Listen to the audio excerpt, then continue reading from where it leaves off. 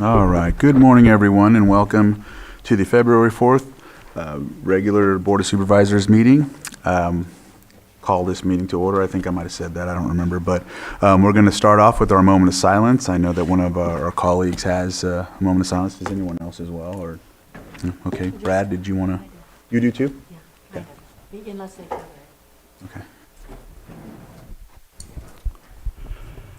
Thank you, Mr. Chair. This morning I wanted to ask the board and the public to join us in a moment of silence for Vicente Colacion, who was murdered this past Friday night at Library Park here in Lakeport, just a short distance from here. Vicente is a member of our community. He leaves behind a lot of friends and family members.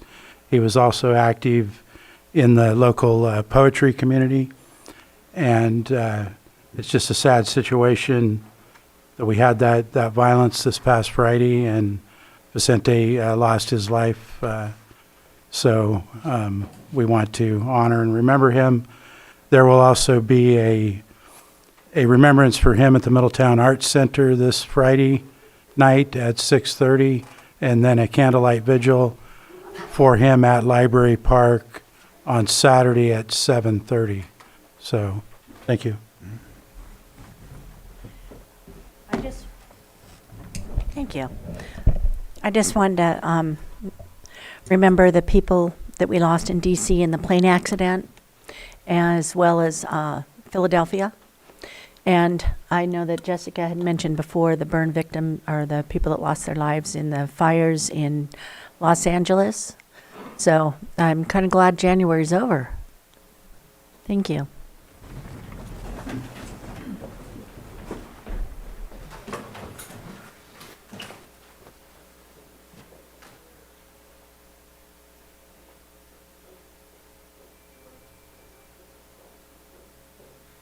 Julia, could you lead us in the pledge, please? Julia Carrera? Yes. Allegiance to the flag of the United States of America and to the republic for which it stands, one nation, under God, indivisible, with liberty and justice for all. Thank you for that. All right. Item number 4, consideration of extra items that are not appearing on the posted agenda. Do we have any? No, we do not, sir. All right. Item 5, approval of the consent agenda. And the consent agenda is passed for non-controversial items. However, anyone from the Board of Supervisors can pull, or someone from the public. So we'll start off with the board. Does anybody have any to pull? All right, I'll open it up for the public. Is there anyone that would like to pull an item from the consent agenda? On Zoom? All right. I'll bring it back to the board for action. Mr. Chair, I move to approve the consent agenda as proposed. Second. I have a motion and a second. All in favor? Aye. Any opposed? All right, motion carries 5-0. All right. Next, we have item 6.1, which is public input. And if there's anyone, I have one here, but just to explain, public input is here for anyone that wants to speak for 3 minutes on something that's not on the agenda. And so if you want to speak, you get 3 minutes, state your name for the record, and just know that we cannot comment on the public input at the time. However, we will work to get you in touch with someone that can address what you're discussing at a later time or something of the like. So what I'll do is start off with Carolyn Jarrett. If you're here, you want to start out and come up and conduct your public input.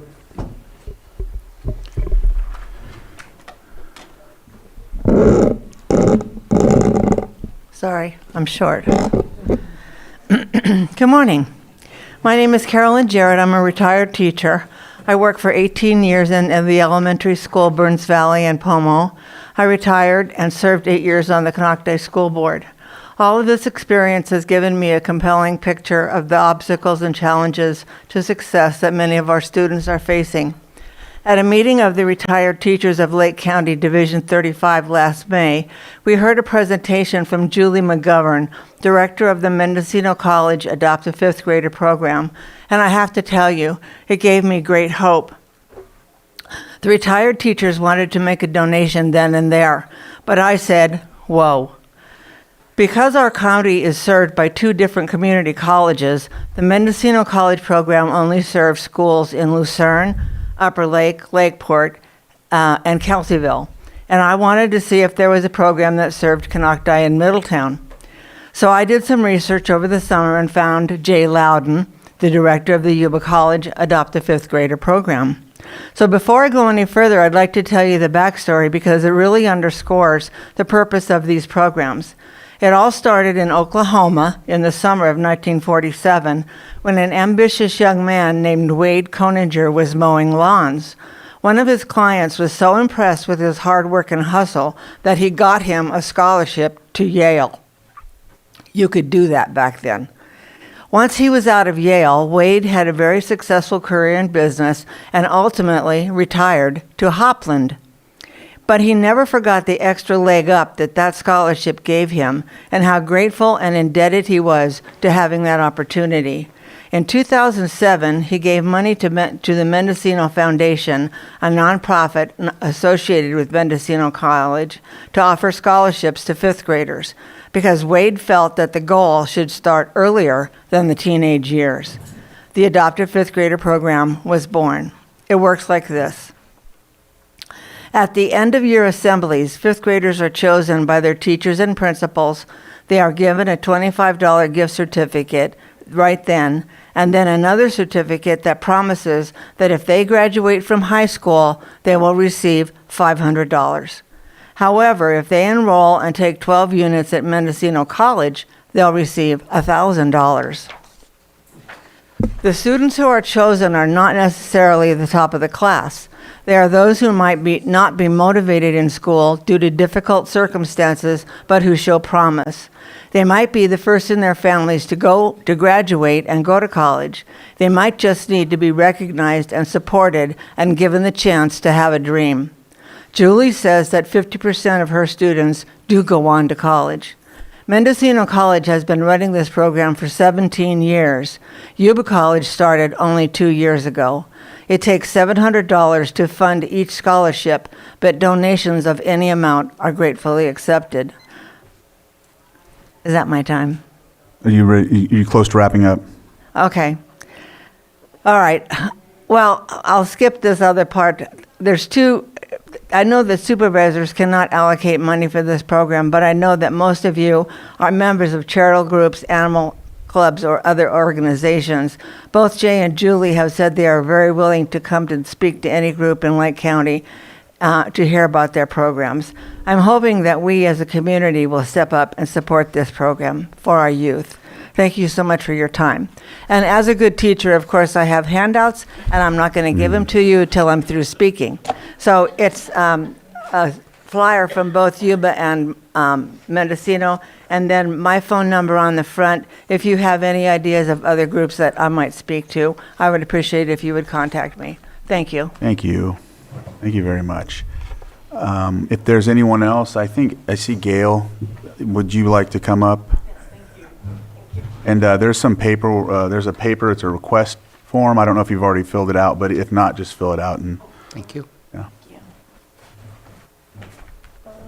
There's one hand on set. Hold on. Okay. Shall I fill it out after I speak? Yes, you can do that.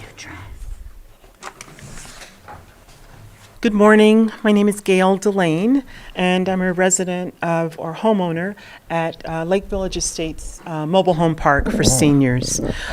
We are here this morning, many of us, to ask supervisors to consider and to help us, more than consider, come up with a rent stabilization ordinance for mobile home parks throughout Lake County. Sonoma County has done this, and they have, I'll just read this part. The rent shall not exceed 70% a 70% change in the consumer price index, or 4% of the previous year's rent, whichever is less. Our owner, mobile home park owner, has also imposed pass-through charges. So anything that they do in the park to enhance their park, they charge us for. They pass charges through to us monthly, along with our space rent. We're homeowners with all the obligations of homeowners. We pay insurance. Some people have loans, mortgage loans on their homes.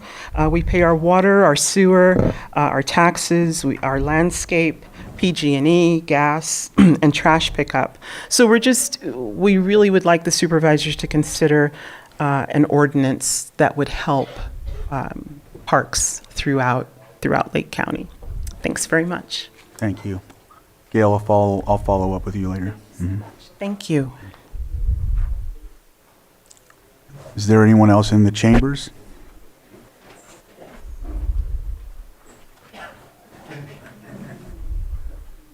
And just fill out a paper like Gail. Okay.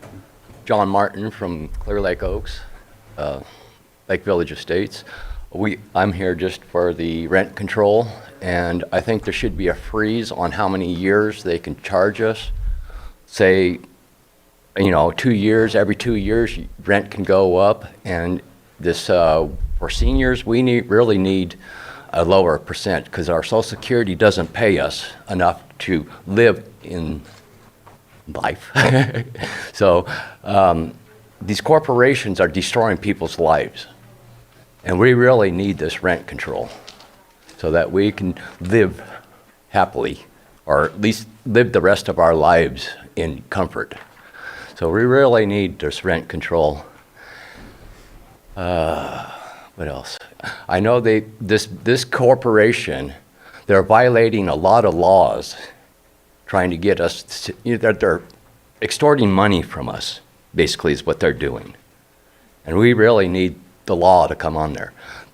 Right now, I've already found one law from the Health and Safety Code, which is 18603, that they are violating.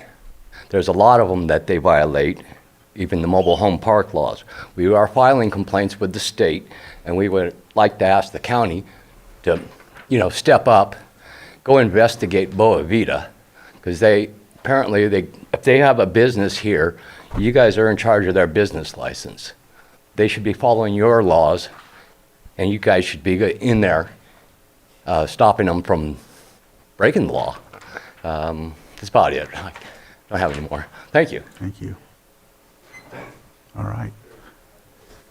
Go ahead, sir. Good morning, board. My name is Chris Allen. I'm a resident of Lakeport. Thank you, Supervisor Rasmussen, for mentioning Vicente's Candlelight Vigil. I'd also like to thank local law enforcement agencies for their hard work in apprehending the suspects in the case very quickly. Vicente was a larger-than-life character that made friends everywhere he went. He saw the beauty in everyone. You could hardly ever have a conversation with him where he wouldn't say something you said or did was beautiful. He was brutally honest, many times to a fault, and he was an amazing person that would be greatly missed. Several members of the public, with the blessing of Vicente's family, are organizing the Candlelight Vigil at Library Park at the gazebo at 7:30. I have the honor of informing the board and the public and inviting them to this event. The outpour from the community has already been tremendous. Please come to support his family, and for those that knew him, be ready to share or listen to a story about Vicente. Everyone that's met him has at least one. Thank you. Thank you. Do I need to do one of these?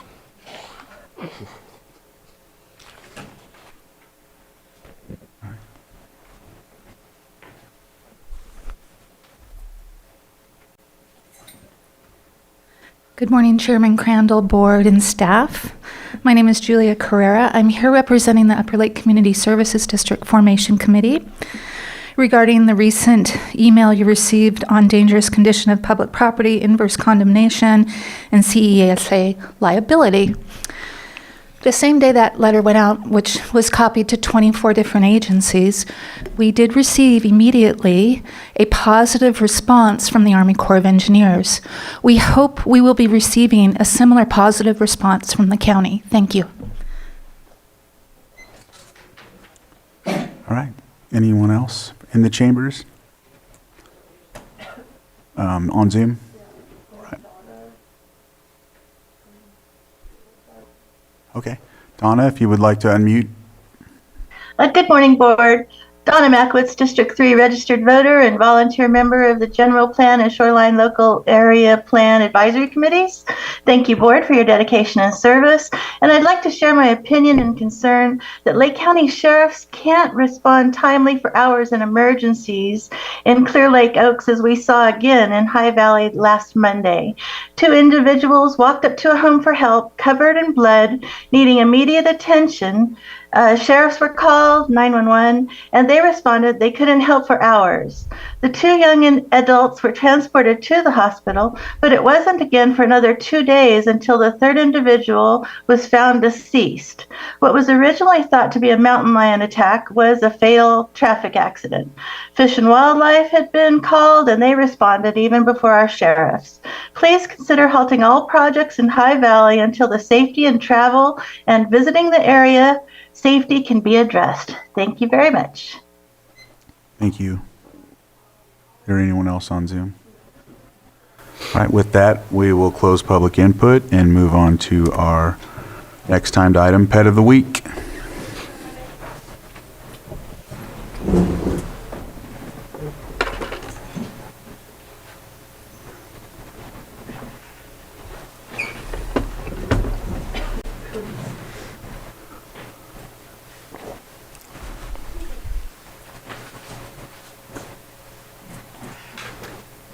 Hello, I am Gabrielle Reel. I am an officer at Animal Control, and this is Lucy. Lucy is a fun and very energetic girl, as you can see. She would make a wonderful hiking, adventure companion, anything like that. She is fully vaccinated, spayed, ready to go to a loving and forever home. Unfortunately, she is on our at-risk list due to a high population in the shelter. We do recommend that she goes to a little more of an experienced home just because of her higher energy. And if you guys would like to say hi to Lucy, I can walk around with her.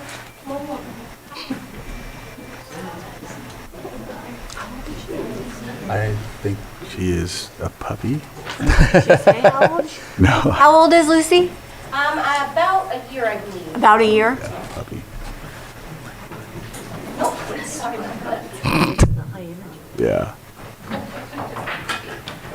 Yeah, you can just set it right up top. She'll grab it later. Thank you. Should I let her walk through first?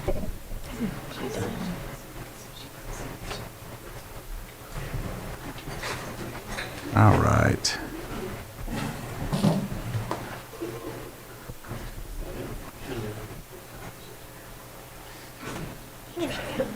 After 1:30, he can make it. Oh, okay. He's not aware. Okay, we can do that.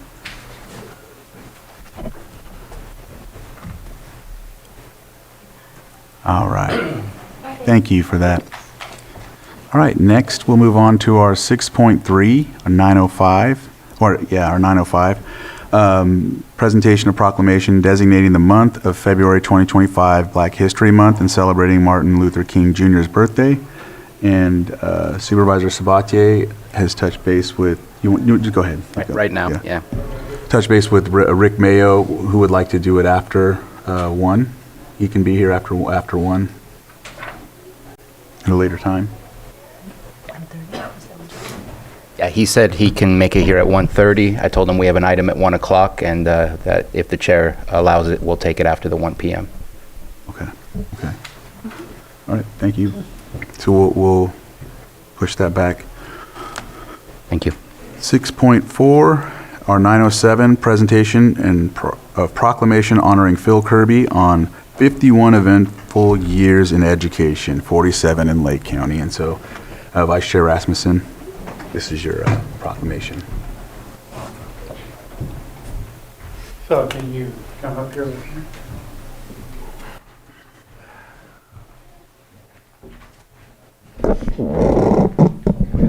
Yeah, right here.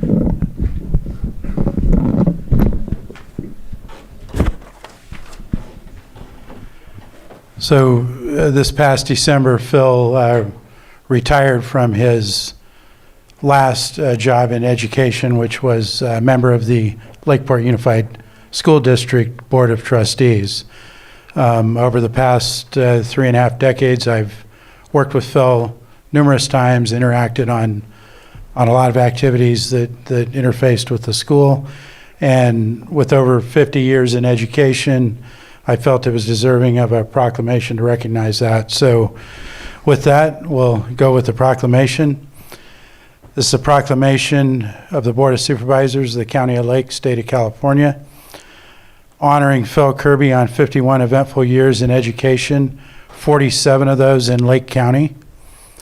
Whereas learning has been a lifelong love for Phil Kirby, who earned a Bachelor of Arts degree in English in 1971 at Sacramento State University and went on to attain a master's degree in educational administration at the University of San Francisco in 1980. And whereas Phil began his teaching career at Sacramento's Holy Spirit School and then moved to Pittsburgh Unified, where he established an innovative community school program for expelled high school students throughout the district, transforming the course of many lives. And whereas in 1978, Phil brought his substantial skill and energy to Lake County, California, providing strong leadership at Upper Lake Union High School and Lower Lake Unified School Districts for nearly a decade.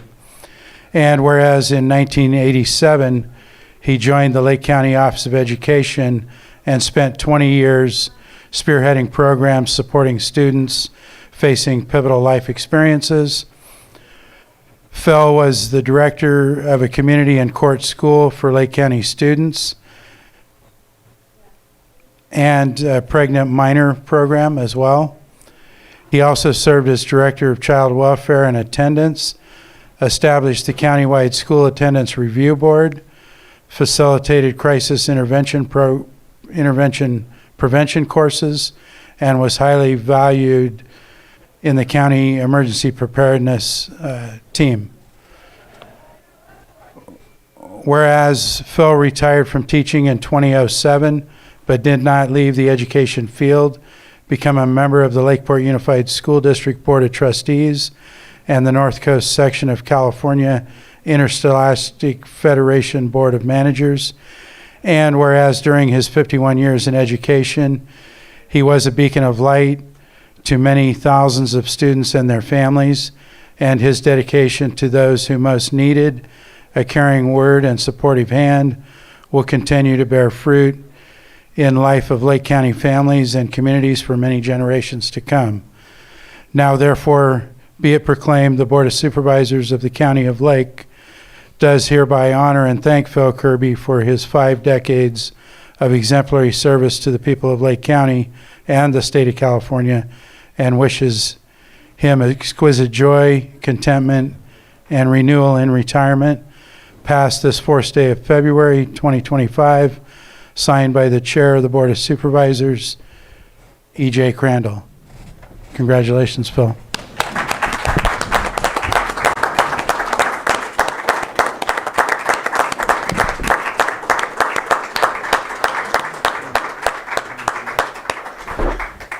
And before we go to comments from the board, I'm going to invite Luca Moretti from Congressman Thompson's office, who also has a presentation related to Phil. Of course. Sure. Thank you, Phil. So when Vice Chair Rasmussen told me about your service and that you would be honored today, we really wanted to make sure, and Congressman Thompson wanted to make sure, that we honored your public service and your service to the students of Lake County, the fact that you've changed countless lives through the transformative power of education with a congressional record statement. This has been read into the congressional record, meaning that your work will be part of the congressional record for the future of the entire nation. I wanted to present you with this today, signed by Congressman Thompson.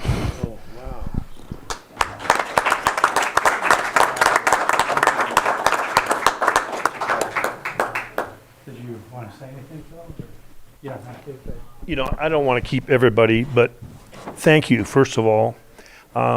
Secondly, I wouldn't have done any of this for how long I've done it if it hadn't been for the kids.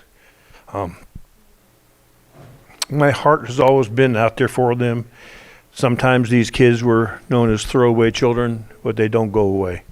And so I just tried to open my doors and my heart and be there for them. I also want to thank my wife, Nancy, and my kids, Rachel and Nate, for their support. And Brad, thank you very much. I'm deeply, deeply honored. Thank you. Thank you.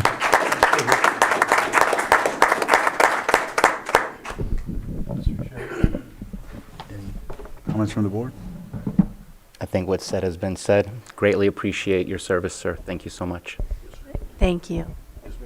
You had mentioned Nate, your son? Yes. I played against him in high school.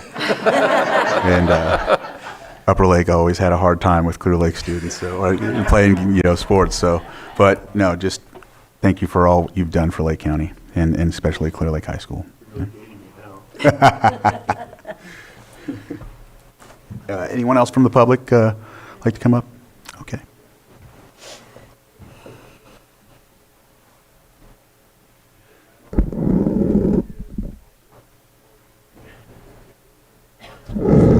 Has to be lower. Hi, I'm Carolyn Jarrett. Well, not only do I know Bill from his days in Canocta, he used to be a sub-principal after he left our district, but he also on the SARB board. But the thing is, when Phil was around, everybody knew, the teachers and the kids, somebody is in charge. And Phil has a demeanor which says, I'm in charge, and everybody knew it.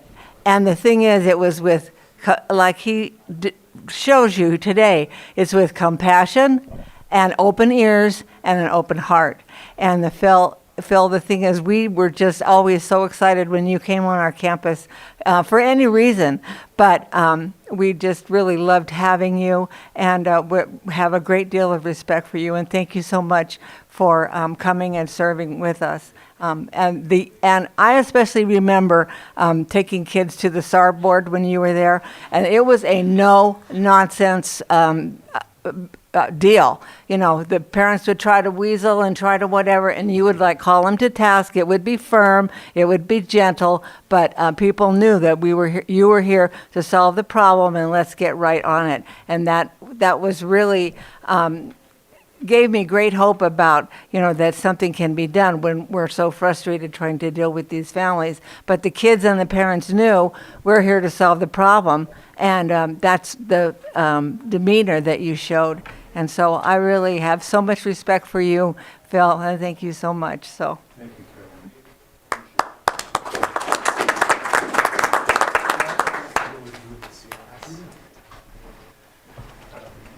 Rob Brown.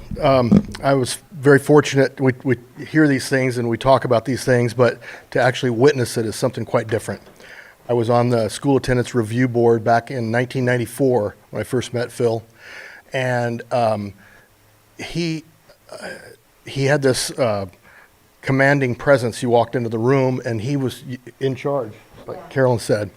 But the thing that I had noticed more than anything was the kids that were there were never afraid of him. They were glad that he was there because he was holding the parents to task. And I can remember distinctly a few times, but one in particular, 8-year-old kid, the moms and the dad, I can't get him out of bed, I can't get him dressed, I can't get him this. And Phil looked at them, he goes, who's the parent here? Who's in charge? Does that kid drive himself to school? No, he does not. You're in charge, you're the one responsible. And that was the way it went. It was always hold the person to task, people responsible for not getting these kids in, and make sure they get in there. And there are literally thousands of kids, and they're adults now, that probably wouldn't be where they are were it not for Phil. And I'm proud to have witnessed that myself. So thank you, Phil. Thank you, Rob. Appreciate it.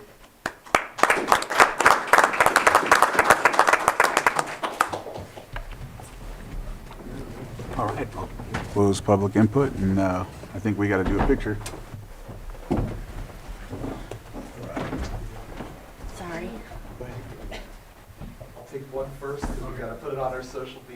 I never in them.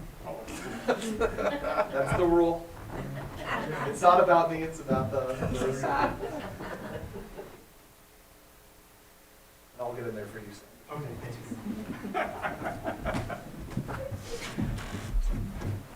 Oh, yeah, you get to see everybody. Are we all in this picture, or? I'm blocking you, I'll move over. Yeah, there you go. Is this better? Yeah, that looks better. Okay, so everybody's smiling because I can't see. Okay, let me just do this one more time. There. Slightly off. Oh, yeah, you did it. Oh,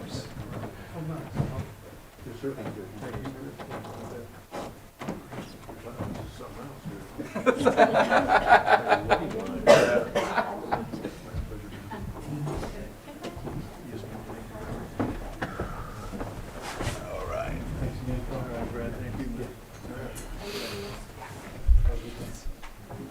Thank you, Brad. All right. All right.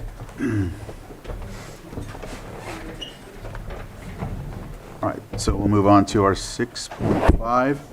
Consideration of A, resolution amending resolution number 2024-99 to amend the FY fiscal year 2024-2025 adopted budget by adjusting reserves, fund balance carryover, revenues, and appropriations. And B, resolution amending resolution 2024-100 to amend the position allocations for fiscal year 2024-25 to conform to the mid-year budget adjustments. And I'll give the floor, it looks like Casey. Good morning, Casey Marno, Deputy County Administrative Officer for Finance and Budget. So there are quite a few minor changes to the budget, but I am going to go over a few of the highlights. So for reserve adjustments, the cannabis program, district attorney asset forfeiture, roads, welfare assistance, and various of the special districts budgets are being adjusted.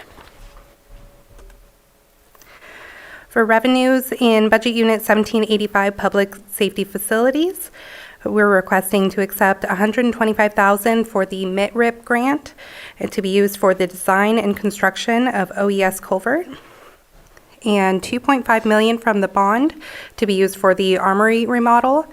And note on that, we did get $20 million for the bond, or it's closing tomorrow, but we're only budgeting 2.5 for this fiscal year in addition to what was already budgeted.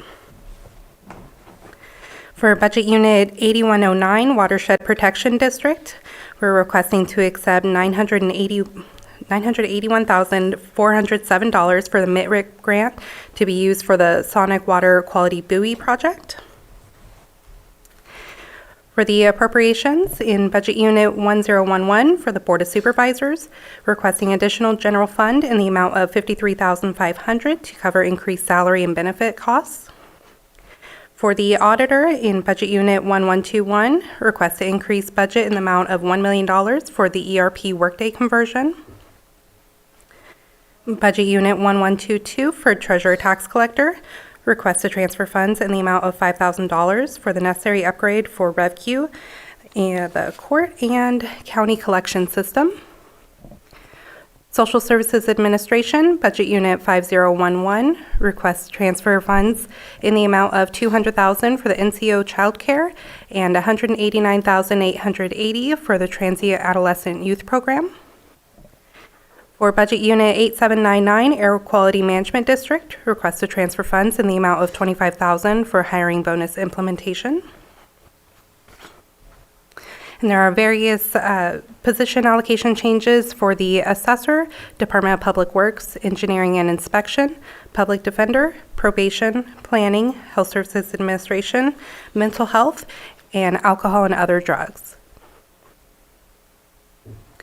And then for the capital asset list, there are some changes to current existing allocations and a few new, which are also reported in the appropriations. Do you have any questions? All right, any questions from the board? Supervisor Pyska? Yeah, I just have a comment about the adjustments for the board salary because we did tie it to the judge's salary set by the state. I would like to bring that back for another conversation so that we could align it more closely with the increases that staff are getting, maybe potentially a ceiling or a cap or something. Just, it's a new way of doing things, and I think a little bit more tweaking would be appropriate. Sure. If there's consensus for that. Supervisor Sabatier? And I'm okay with bringing that conversation back to figure out how to make that happen. One of the comments that I had made was when we get a raise and others don't, but I have been keeping track with HR. I think it's actually matched pretty closely to what the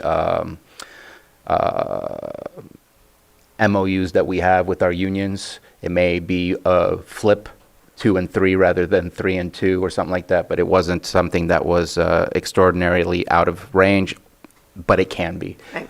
And so we need to, I think, be more transparent when it happens. I appreciate that it's on the mid-year review, and I've been meaning to make a mention of that during my comments and just haven't made those comments, but I think it's something that we should say on an annual basis, what has been the increase if we keep it attached to that rather than it being silent.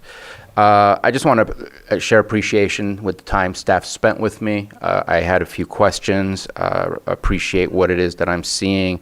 There are some concerns, not concerns in the mid-year budget, just concern of the uncertainty of a lot of federal dollars that typically has been relied on to come down from the federal government, where right now it's kind of up in flux and it's just a really unknown until further notice. But I do know there's some major cuts being proposed, again, unknown, regarding our human services. So that would be public health, social services, and behavioral health. I don't know that it needs to happen now, but I know that I did receive an email from our public health officer asking if we had a strategy on how to deal with continuing to provide the best services that our community needed, while still looking at what can be cut and what should be cut first, because it's not a simple process. And so I just want to put it out there that I think that strategic planning should probably start sooner than later. And I hope that there's consensus from the board that we need to be not ahead, but we need to be prepared and not reacting once it's done, or else it may be too late for us to really be able to pivot. There was one question I just had real quick. Specifically to the Public Defender's Office. There's an increase from 16 to 19 in reviewing the budget. There's a lot of funding that's placed in the professional services and contracts. From my understanding, we're supposed to be pulling money from that line item, or is there enough in the salaries to be able to increase it to 19 at this moment in time? Right now, there is enough salary savings in the salary already because they haven't filled all their positions. So it's okay for right now, but we might do a budget transfer later on and we would pull it from there. And so what the anticipation would be is without the concept of an increase or a decrease in the budget for next fiscal year, that we'll see a decrease in the professional services and contracts, because now we anticipate that this will be a constant position that will be filled, since we're going from 16 to 19. If they can fill all their positions. Okay. And again, did a review between the Public Defender's Office and the District Attorney's Office just to look at the parity. We're not necessarily close to parity. And I don't know if there's certain things, like they have welfare investigators and other things. I don't know if that goes within the Public Defender's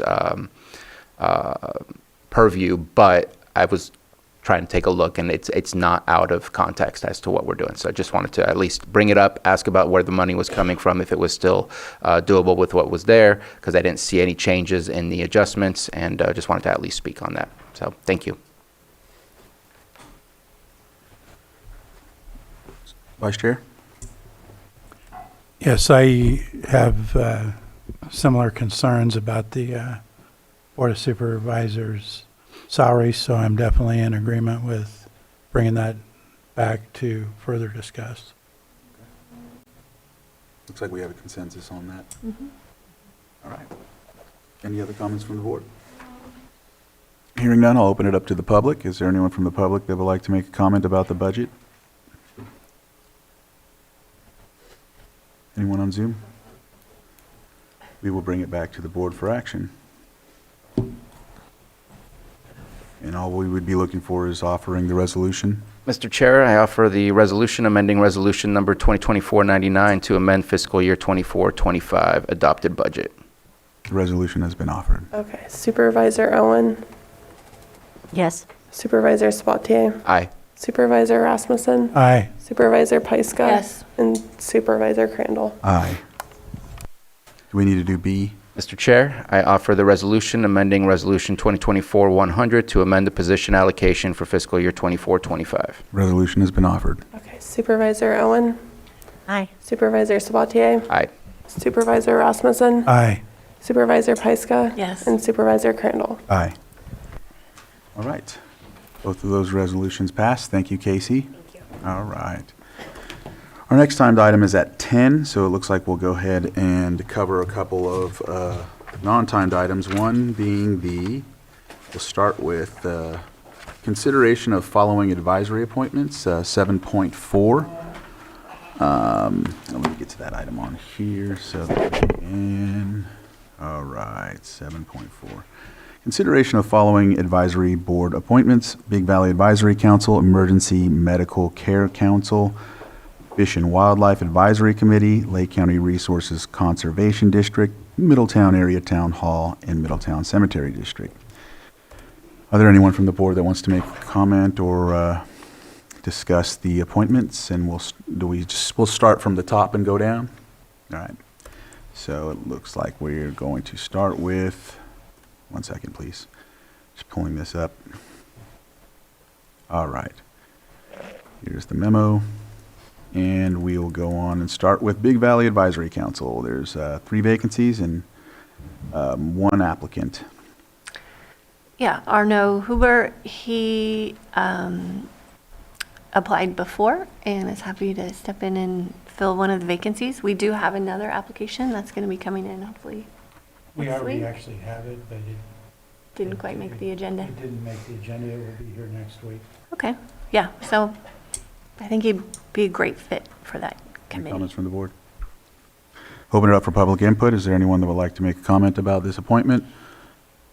Hearing or seeing none, we'll bring it back to the board for action. I move that we appoint Arno Huber to the Big Valley Advisory. Second. I have a motion and a second. All in favor? Aye. Aye. Aye. Sorry Aye. about the sound. Any opposed? All right, motion carries 5-0-0. Emergency Medical Care Council, there are 3 vacancies, and it looks like we have 3, we have 3 applications. Looks like they're incumbents, so it'd be a reappointment. Yeah, key component of the EMCC, all 3 of them, so. Yeah, Yeah. yeah. Captain Dowdy's in Kelseyville. I think he's great. Definitely keep Dr. Bloom and, of course, Chief Cepeda. So I'm in favor of all 3. All right, so if there's no other comments, do you have a comment? No. Okay. I'll open it up for the public. Is there anyone from the public that would like to discuss these appointments? Not seeing or hearing any, we'll move it back to the board, close public input, and look for action. Mr. Chair, I move to approve Evan Bloom, James Dowdy, Willie Cepeda to the EMCC committee. Second. I have a motion and a second. All in favor? Aye. Any opposed? Motion carries. All right. Fish and Wildlife Advisory Committee, 3 vacancies. It looks like we have 1 application for Greg Giusti. Did I pronounce it Yes. right? Okay, good. He has agreed to do it again. So we are very grateful that Mr. Giusti continues to want to participate in Fish and Wildlife. All right. Any other comments from the board? Thanks for twisting his arm. Is there anyone from the public that would like to speak on this appointment? Not hearing or seeing any, I'll bring it back to the board for action. Mr. Chair, I move that we appoint Greg Giusti to Fish and Wildlife for the education seat. Second. I have a motion and a second. All in favor? Aye. Any opposed? And motion carries 500.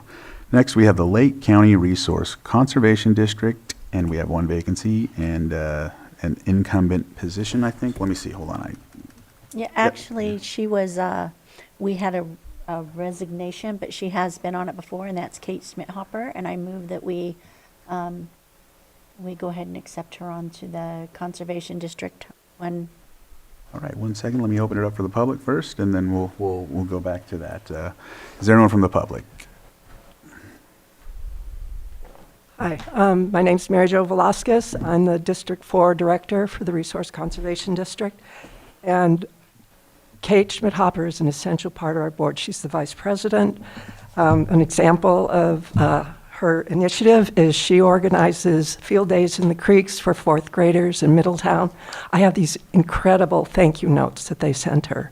They were so enthused by, and it's a huge job. I do the one in Middle Creek Campground, and mine is so simple compared to what she does. She's really important. Thank you. Thank you, Mary Jo. Good morning. I'm Harry Lyons, the past president of the Lake County Resource Conservation District, and I'm here to support the application of Kate Schmidhopper to continue on our board. Kate, as Mary Jo said, is in charge of the field days in the creek, where fourth graders, 100 of them, get to see professional resource people. It's important when you're in fourth grade to know that you don't have to end up as a college professor, a supervisor, or a capital investor of any type. You can work outside.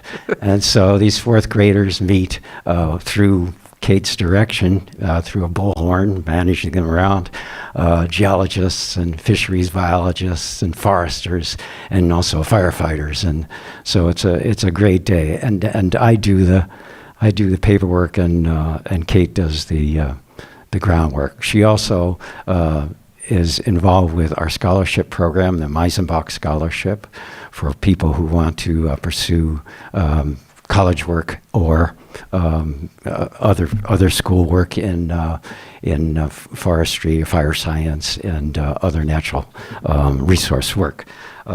So she is our vice president, and she has been instrumental, as have all of us, in this huge expansion in your RCD. So 2 years ago, we had a budget of $500,000, and now we have quadrupled that. We had 6 part-time employees, and now we have 13 employees, 4 of them which are full-time. So she's been involved with that success. I want to thank you for appointing 2 new directors. We look forward to meeting Mr. Barron and Mr. Campbell, and they will be greeted with open arms, and those arms will be full of material for them to study to join our working board. So we're delighted, and bottom line is I wish you to act in such a way as a holy cow, bring our vice president back to us. Thank you. All right. Thank you, Dr. Lyons. I just want to add that I'm incredibly grateful to the work that the RCD has been doing over the last couple of years. This expansion is just a massive game changer for all of these projects, particularly around wildfire mitigation, that we're finally being able to accomplish in the county. So thank you, Dr. Lyons. And I'm happy to second Supervisor. I haven't closed public Oh, input yet. sorry. So. Anyone else would like to come up and speak on this, or anyone on Zoom? All right, now I'll close public input. It looks like I have a motion from Supervisor Owen and a second from Supervisor Pyska. And so I'll take the vote. All in favor? Aye. Any opposed? And motion carries. All right, now we will move on to the Middletown Area Town Hall, and it looks like we have 3 vacancies and 3 applications. And Supervisor Owen, do you have any comments about this, since it's your municipal advisory committee? Nope, I'm excited about them. They'll do a great job. All right. I'll open it up to the public. Is there anyone from the public that would like to comment on this item, this appointment? Not hearing any, I'll bring it back to the board, closing public input, and looking for action. Okay, I'm going to move that we appoint Charles Morris, Monica Rosenthal, and Tara Ubera to the Math Board for Middletown. Second. I have a motion and a second. All in favor? Aye. Aye. Any opposed? Motion carries. Lastly, we'll do the Middletown Cemetery District. We have 3 vacancies and 1 new applicant, and this is also in your district. Nope, I know her. She'll do a great job. So just public comment, and I'll move to All right. adopt her. Anyone from the public that would like to speak on this appointment? No one on Zoom, and so it looks like we don't, so I'll bring it back to the board, closing public input for action. Okay, I'm going to move that we appoint Carol McDowell to the Middletown Cemetery District Board. And Second. I have a motion and a second. All in favor? Aye. aye. Any opposed? And motion carries. All right. It looks like we have a couple more minutes here. Which item do you think would be ideal? Let's try 7.2. All right, 7.2.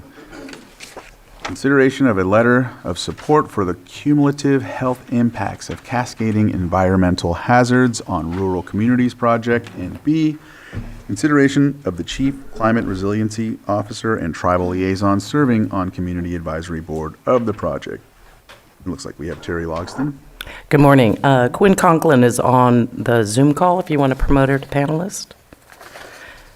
Thank you, Board. Terry Logston, Chief Climate Resiliency Officer and Tribal Liaison. I'm bringing to you a letter of support for this project, which has been ongoing in Lake County for some time.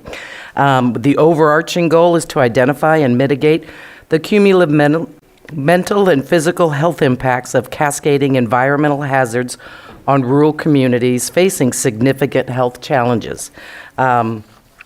This project I would participate in by assessing and providing feedback on research and progress every 6 months, as well as others on the advisory board, joining project conference calls or advising as research questions arise, and providing insight on the integration of the project's findings and outputs with ongoing efforts in Lake County for a total commitment of about 12 hours per year for the next 5 years for myself. And since this was posted, I've continued communications with them, and they have one amendment to the letter, which Johanna has, and I will hand her. So in the, okay, yeah. Thank you so much. They have room in their budget to compensate the Office of Climate Resiliency. It wouldn't necessarily be for my, exact time, and they want to add in the grant application up to $10,000 per year. And so that's the change that's in the letter of support. And if you have any questions, Quinn is on the line.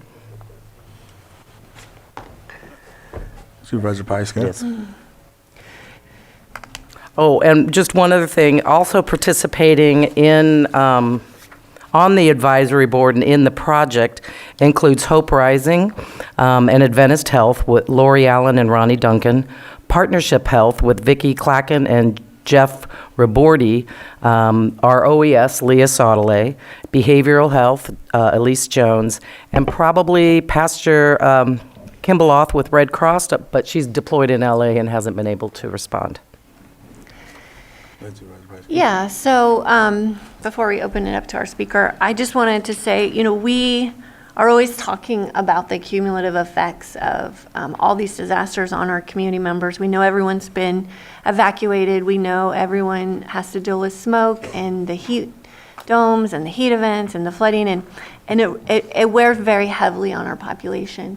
The people in Lake County have been through a lot, and this is a way for us to quantify that with data so that we can start looking for the resources to assist, because we know that these are issues that are only multiplying and it's a part of our life now, and so we need to figure out how we can support our residents in a way that will help promote their well-being when we're faced with these difficult circumstances. So I'm grateful that we've got some research and we can finally get the data to quantify that. Exactly. Any other comments from the board? And, okay, go ahead, Supervisor. No, let's go ahead. Okay, do you want to speak, ma'am? Yes, thank you for having me. I'm not entirely sure how long I have, so I will give you a very brief overview, and if you have questions, I'm happy to stay as long as it takes to answer those. And so my name is Quinn Conklin. I am a member of the research group, but I am also a former resident of Middletown and someone who family lost their home in the Valley Fire. So all of this is particularly close to my heart. And the goal of the project is to build on work that this team has already been doing in the area for the last 4 to 5 years, documenting and monitoring continuing climate and environmental hazards post-wildfires, and linking those cumulative effects to ongoing mental and physical health consequences in the area. And there are several community involvement tasks built into the design of the proposal. And the ultimate goal is to build several tools for predicting and monitoring ongoing hazards. So we will be using historical data, both from the health field and environmental data, and linking those to try to assess the cumulative impacts of the multiple layers of hazards on different health outcomes, and then to build a simulation tool that allows Lake County decision makers to make predictions about what health outcomes might be most impacted by particular environmental hazards. And then there is a full year built in at the end of the grant to share that tool and train people in its use, and particularly healthcare workers and emergency response folks. So I'll pause there if you have any further questions. Supervisor Sabatier? No, I was just going to mention that I appreciate the added information of who else will be on there, because when it just had your name on it, I was a little confused as to what you would be able to bring in other than the knowledge that things have occurred. This is not a prediction of events. This is a aftermath of what effects events have on people. So I'm glad that you mentioned the whole group, so that it's a more cross-section of individuals that can provide all that information to accumulate. I don't know what the end goal is. I'm happy to give support.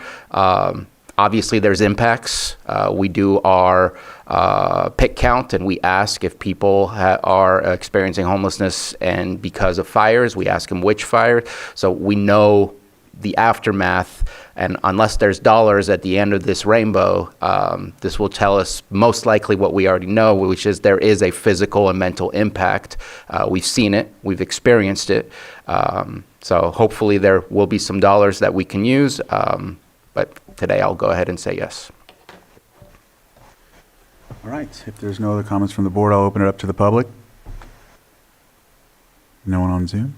All right, close public input and bring it back to the board for action. Sorry, I didn't have it open.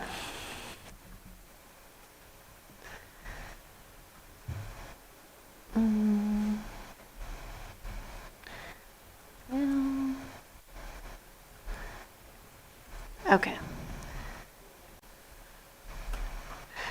Okay, Mr. Chair, I move that we approve the letter of support for the cumulative health impacts of cascading environmental hazards on rural communities. As amended.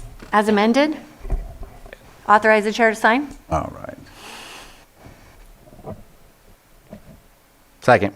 I have a motion and a second. All in favor? Aye. Aye. Any opposed?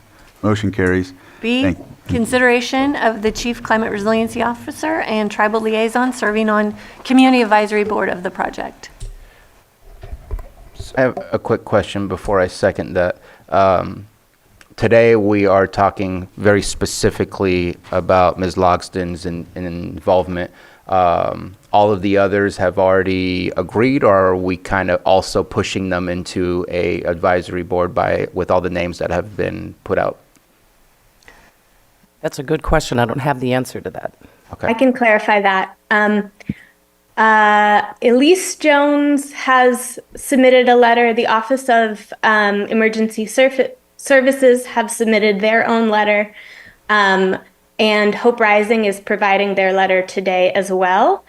And as Terry mentioned, we've been in communication with Pastor Shannon, but have not confirmed her letter because of the deployment at the moment. And we are also waiting for approval from Partnership Health as well. So some of the letters are expected to come today, but we do have commitments from Behavioral Health, Hope Rising, and the Office of Emergency Services. And I appreciate that you mentioned the letter from Behavioral Health, because that's really the only one that I just didn't want to impose without, if they already volunteered themselves, then at this point I don't feel like I'm imposing. So second. Actually, Mr. Chair, if I may, just for further Yes. clarification, that would be the motion to approve the Chief Climate Resiliency Officer and Tribal Liaison to serve on the Community Advisory Board of the project. Yes. All right, motion and a second. All in favor? Aye. Any opposed? Motion carries. Thank you, Terry. Thank you. And we will entertain a break before we hit the 10 o'clock item. So we'll be back here at, we'll say 10:07. All right. I can participate. Tom Robinson, Dick Nielsen. All right. So we are going to come back to order here and start on our 6.6, which is consideration and discussion of the broadband implementation plan and update on broadband initiatives. And we have Ben Rickelman here to give that. Good morning, Board. Ben Rickelman, Deputy County Administrative Officer. Thankfully, there's now significant movement in the broadband space, so I'm going to provide several updates on different broadband initiatives, and then the county's broadband consultant, CBG Communications, will join us to discuss the county's broadband implementation plan, which was completed at the end of last year. We do have a lot of slides, so I'm going to speak somewhat quick, but if you want to ask a question or clarification, feel free to. So this is just an overview of the different initiatives. How do I do it? Yeah.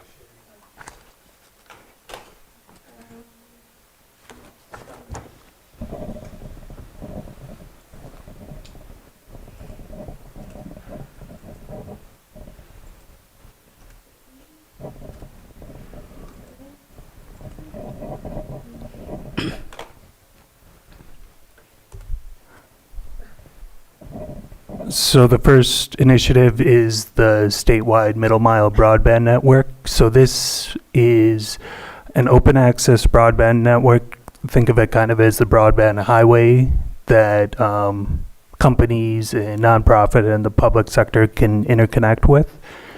So 6 miles have been constructed in Lake County so far, from the Lake Napa border down to Middletown. And then there's about 83.5 miles left. It's transitioned from a pure Caltrans project to a joint project with a private company, American Dark Fiber. So they are wrapping up the permitting right now, and they plan to begin construction on the rest of it in 2025. And we anticipate it to finish in either 2026 or 2027. This is a map of it. The orange is the sections that have been completed, and then the blue is what's planned. Can I ask a question? Sure. Okay. So are those people that have been connected, do they have service now? The pieces in yellow? No. So I don't believe any of this section of this part of the state's active right now. And so this will kind of be in the future. We could see some fixed wireless ISPs connect to it. And then there's also a consortium through RCRC called the Golden State Connect Authority. So they're planning to build an open access broadband network that will offer several different ISPs, so drive competition and price. And they're going to offer, their plan is to kind of build out that service connected to the middle mile. So the middle mile doesn't go directly to anyone's house. It's kind of the level above that. It's, if you think of it, kind of the highway, and then there has to be the individual roads to residents and businesses. Okay, now one more question. Does that start at the county line, so it takes care of the southern port of District 1, or does it start at the casino? It goes all the way to the Napa border. Okay, thank you.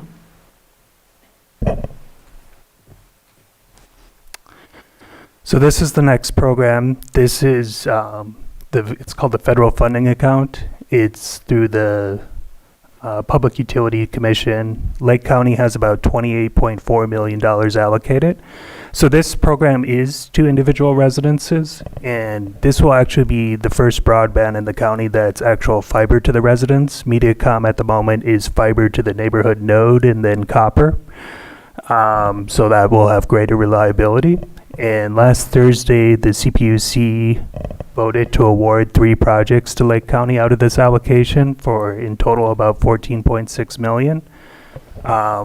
So one of the AT&T projects is in District 1. The MediaCom project is in District 3 and 4. Spring Valley is one of the areas, and then there's some in North Lakeport, Big Valley, and Findlay. And then there's another AT&T project that's in District 5 in Cobb and a few other areas. And so there's about $13.8 million still to be allocated, so there should be subsequent rounds of FFA awards. So this is the pricing plan for MediaCom. So they do have lower income. To qualify for that, you have to be at least 200% of the federal poverty level are lower. And then the market rate plans are there. These are locked in for 5 years. This is the MediaCom service area for the FFA project. And then this shows the grant amount, the estimate number of unserved households, and they define unserved as currently having broadband service lower than 25 megabytes per second download and 3 megabytes per second upload, and then the grant per unit. This is the pricing plan for AT&T. AT&T also has a lower income price level that's also the 200% at the federal poverty level. And then those are the different market rate plans that are available.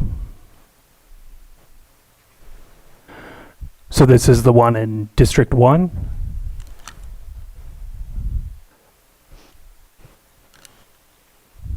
Again, the project information.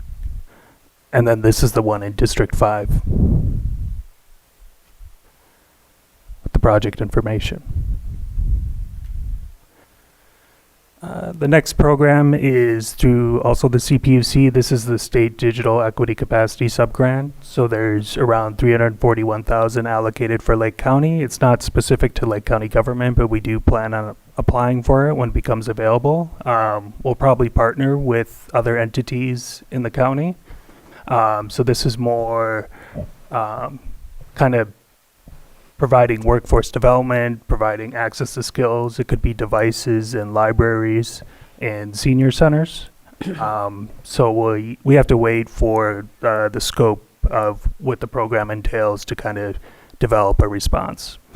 We did apply last year directly to the NTIA federal opportunity for about $7.1 million in federal funding. We partnered with the county library, Hapamato of Upper Lake and Mendocino College. So that was a combination of workforce development and then devices and facility improvements for the library that was focused on digital literacy.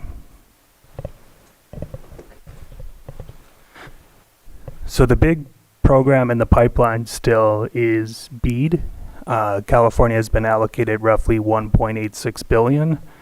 And this, they kind of have a pyramid of prioritization. So it's at the top priority is providing service to unserved households, then underserved households, and then community, what they call community anchor institutions, was basically any community facility, and workforce development. So they estimate there's about 300,000 unserved households still in California. So again, that's that 25 and 3. And I mean, 1.86 billion is a large number, but if you were to do like a subsidy of 12,000 per household times 300,000, that's about 3 times as that. So we'll see what happens. So there's going to be ISPs are going to be bidding for qualified areas, and then the CPUC's going to determine those awards.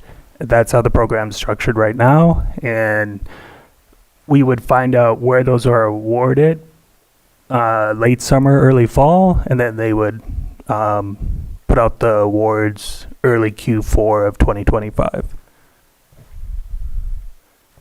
And CBG will talk a little bit more. There's certain what they call high cost areas. So the geographic areas ISPs will bid on for this funding is census block groups.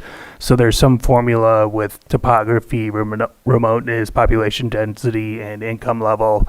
And if it reaches these thresholds, then there's no match required.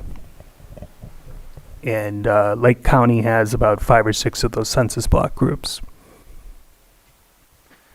So I know you can't really read this, but I just put it up here. This is where they are. The states are in the BEAD approval process. So California is still in the first column, but we should. The CPC said they will be done with their challenge map this month. So that shows really narrowing in where it's truly unserved households throughout the state. So there's a lot of back and forth on that. So this is just more detail from the CPUC regarding the time frame for BEAD. And kind of the big things is the challenge amount this month, late August regarding what they call subgrantees, which are basically ISPs where they're applying for this BEAD money, and then finalized at the in October to the federal government for the funding. Now I'm going to turn it over to CBG Communications, who is the county's broadband consultant, to talk over the implementation plan. Okay, thank you, Ben, and appreciate the opportunity to talk with everyone today. With me is Dick Nielsen from our St. Paul office. Dick is our senior engineer, and he'll be handling some of the slides, especially when we talk about broadband deployment and availability. Okay, next slide, please. So we developed an implementation plan, which was a follow-on project to the Master Broadband Plan update. And if you remember that, that was issued in September of 2023 and was an update of a plan that had been developed 4 years earlier in 2019 and was also based on some information even earlier than that in 2017, and was obviously pre-pandemic where a lot of things changed. And of course, the focus of the federal government with the NTIA and the FCC was on based on the problems, especially rural areas, we're having with broadband access during the pandemic, really focused on starting to provide funding for deployment and provide funding for broadband adoption spurring. So the Master Broadband Plan update covered a wide range of activities, and the implementation plan focused on 8 of those things as near-term and in some cases longer-term actions and interventions that the county could take with partners to help speed and accelerate broadband deployment and also increase broadband adoption. Those plan sections, there's 8 of them. One focuses on community anchor institutions that still don't have availability at 1 gigabit per second. Symmetrical 1 gigabit per second is both the state's and the federal goal for every community anchor institution. And community anchor institutions are everything from government facilities to school facilities to hospitals, public safety locations, even public housing is included in the definition of community anchor institution. Second part is implementing right-of-way management policies, processes, and procedures to accelerate broadband deployment. Dick will talk about both of those first parts. Developing partnerships and working with broadband providers, and the county's already been involved in that, in working with Mediacom and supporting their FFA application, working with the RCRC and the GSCA and their applications for FFA, and communicating with AT&T on some of the things that they're working on doing. And this will continue in the BEAD process. Improving broadband internet reliability, resiliency, and redundancy in Lake County. That's one of the things that the Master Broadband Plan update made clear, was that there are areas where there's broadband availability, but there are problems with reliability. And so there are things that the providers are already undertaking to help increase this. The middle mile will help increase redundancy and resiliency. And so Dick will talk about that a bit. Okay, next slide, please. Some of the things I'll talk about is focusing on regional collaboration and cooperation, and the county already has done that in its application for the NTIA's Competitive Digital Equity grants, working with the College District and then impacting both Lake and Mendocino counties. Advocacy and funding opportunities at the state and federal level, and Ben's talked about a lot of those already, but we'll touch on some other ones. Expanding public access to the internet and other broadband adoption spurring initiatives, and there's a lot of things that are already going on, especially with the county libraries. We can talk about other things that can occur in the future. And then one of the key things in any broadband plan, in any implementation plan, is to continue to engage with the community, find out what their issues are, because they will evolve, and continue outreach to them, letting them know what the county is doing about expanding and enhancing broadband in Lake County. Okay, next slide, please. All right, Dick, I will turn it over to you. Okay. Hello, everybody. I'm Dick Nielsen. I'm the senior engineer for CVG Communications, and my focus on these projects tends to be more infrastructure, nuts and bolts part of it, as opposed to the things that Tom and Christine work on. What do we need to make it more available from a financial standpoint, from an education standpoint, and so on. So I'm going to dive into the infrastructure parts here, and one of the first parts we looked at were the anchor institutions in the county, and they get kind of a wide definition, but it's governmental institutions, educational, and then as you can see on the screen, the Moose Lodge, fire protection, some church facilities, et cetera, et cetera. We looked at 221 facilities, although some of them are multiple entities within the same building. So in reality, it's probably about 150 buildings that we looked at. And of all of those, broadband was either available and being used within the facility, or it was at maybe a mile and a half away, probably less than a mile and a half. And then the ones on the screen are the ones that are a little bit further. Those would take a little bit more money to get a connection to them. And again, the speeds we were looking for is 1 gigabit per second in both directions, or symmetrical. Go to the next one. Another portion of the project that I was closely related or worked in was working with other county departments to see, what are their needs? How can they help us to get broadband deployed quicker? Of course, Public Works is probably the biggest one. They're the most evident one in that they're the ones that oversee all of your rights of way and your, my mind went blank on the other, but basically any publicly owned facilities out like streets and parks and all of that.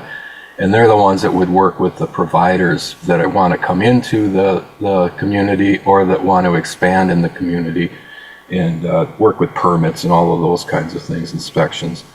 I'm going to go ahead and skip.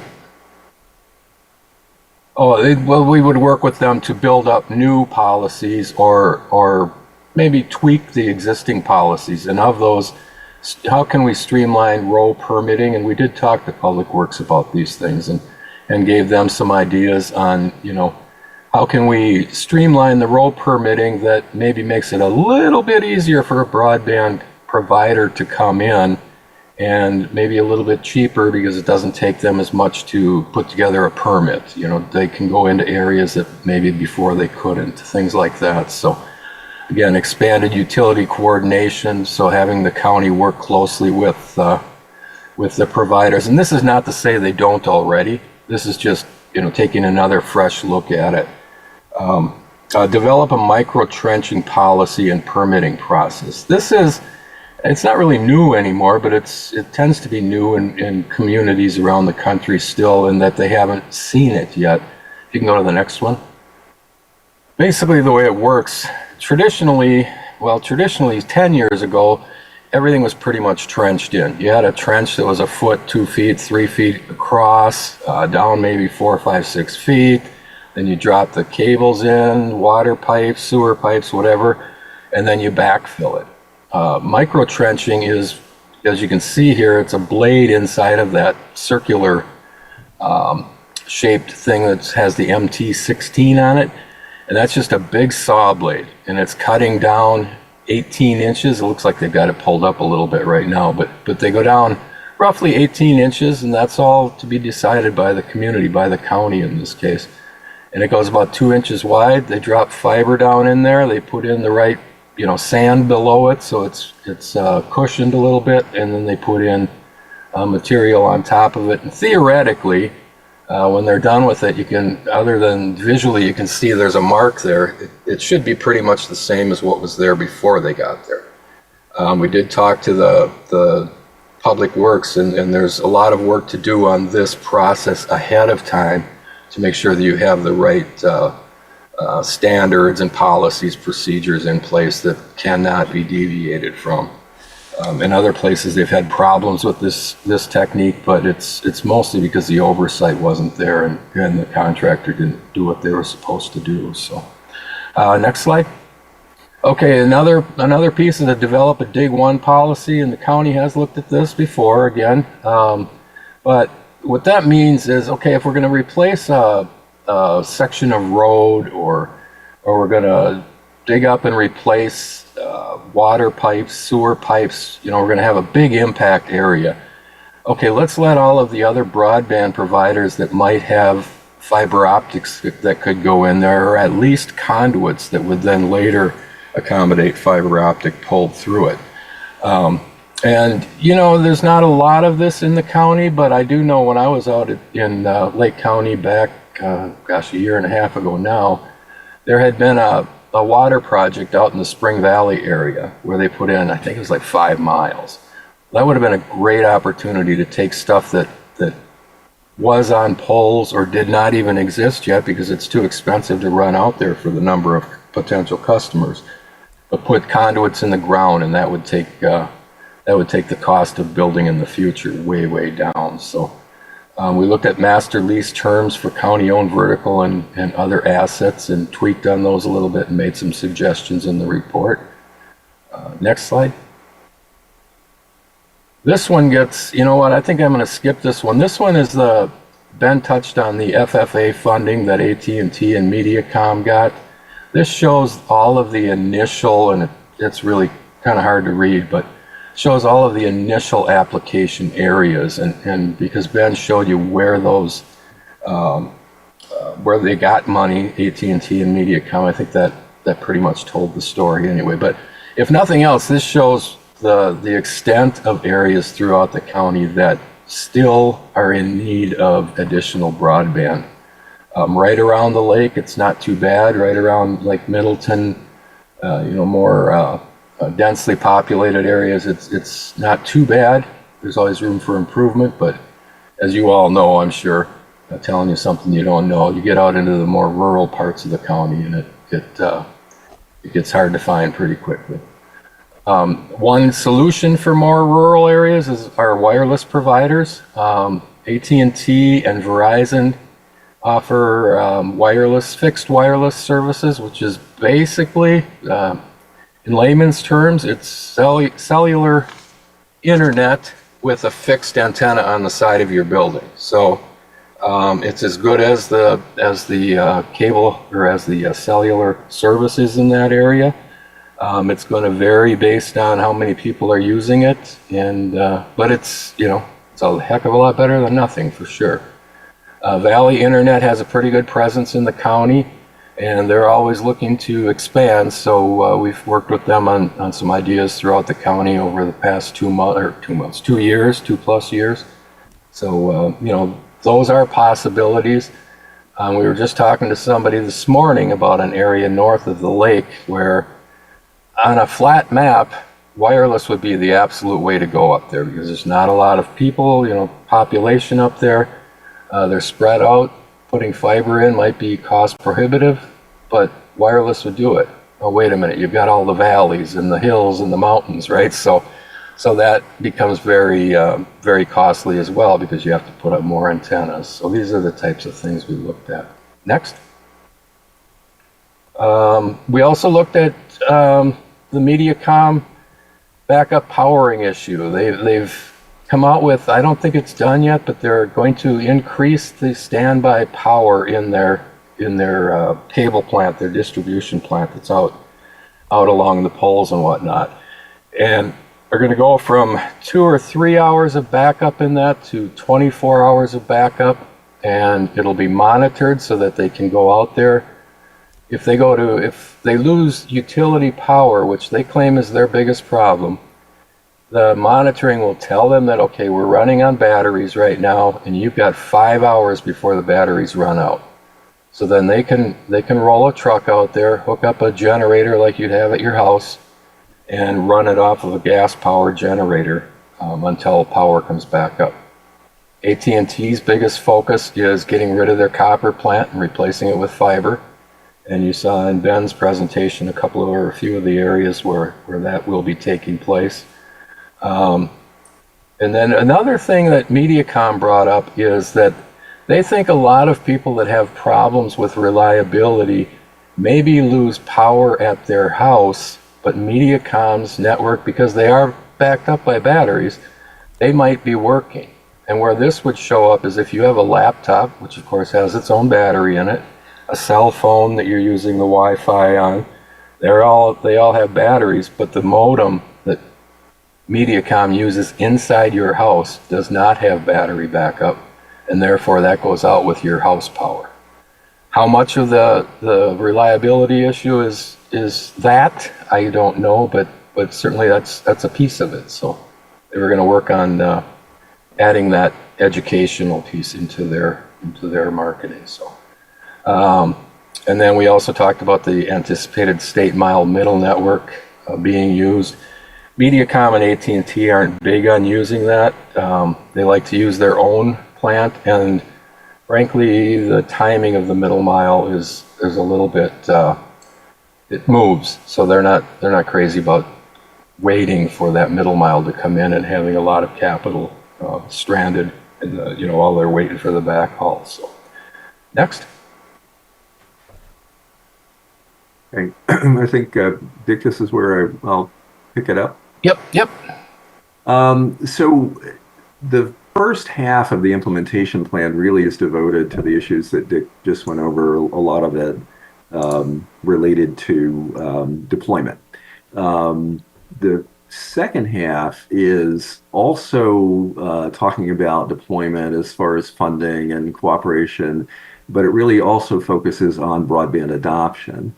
So one of the things that we looked at was what kind of either additional or enhanced regional collaboration and cooperation could take place between the county and others in the region. And of course, the county is already a member of the RCRC, and the RCRC has started the Golden State Connect Authority. So, and the county has been involved in their efforts, including the local agency technical assistance grant that the RCRC, or I'm sorry, the Golden State Connect Authority worked on for the county to design a number of miles of broadband infrastructure, which was then the focus of their their FFA application. And again, there's, as Wynn told you, there's still some funding sitting out there designated for Lake County, and so there may still be opportunities for GSCA to get those portions of, or some portion of what they had proposed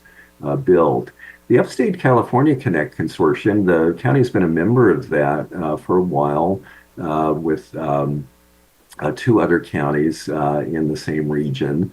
And some other consortiums or consortia have utilized funding that can come from the CPUC to help fund the efforts of the consortia to do broadband feasibility studies and to also look at other specific types of activities that will help enhance and expand broadband. So we recommended in the plan that the county work with the other counties and the UCCC and see if they can take advantage of some of the opportunities through the CPUC. I'll give you an example. Napa County and the North Bay North Coast Broadband Consortium recently got funding from the CPUC to do a feasibility study to interconnect some of their most rural areas with wireless transport that would be where the towers would be interconnected by fiber optics. And that's something that they're looking at to kind of, again, fill the gaps. So similar to what Dick was talking about with Valley Internet. And then the Mendocino Lake region, an example of that is what the county has already done, working with the college district in going after broadband adoption funds. Next slide, please. There are a number of funding opportunities at the state and federal level. Ben talked about some of those, and I'll just touch on those briefly, but I'll talk about some of the other funding opportunities. So for primarily for deployment, the California Advanced Services Fund grants through the CPUC are something that will be important after the federal funding goes away or is all expended, because the state for years has supported, again, these are small builds, but by the time you add them together over time, they begin to really fill the gaps. And there are still some wireless providers applications outstanding with current, I'll just use the acronym CASF grants. Also, the CPUC, as well as the California Department of Technology, they have other, besides broadband infrastructure grants, they have other types of grants too, including broadband adoption grants, and there are some opportunities to go after that funding. The next round, I believe, of the adoption-related grants, the applications are due, I believe, July 1, either June 1 or July 1, but late spring, early summer. Federal funding account, Ben's already talked about. Next slide, please. So BEAD, Broadband Equity Access and Deployment, this is the federal process. And the state has now issued the timeline for the applications, and Ben went through that with you.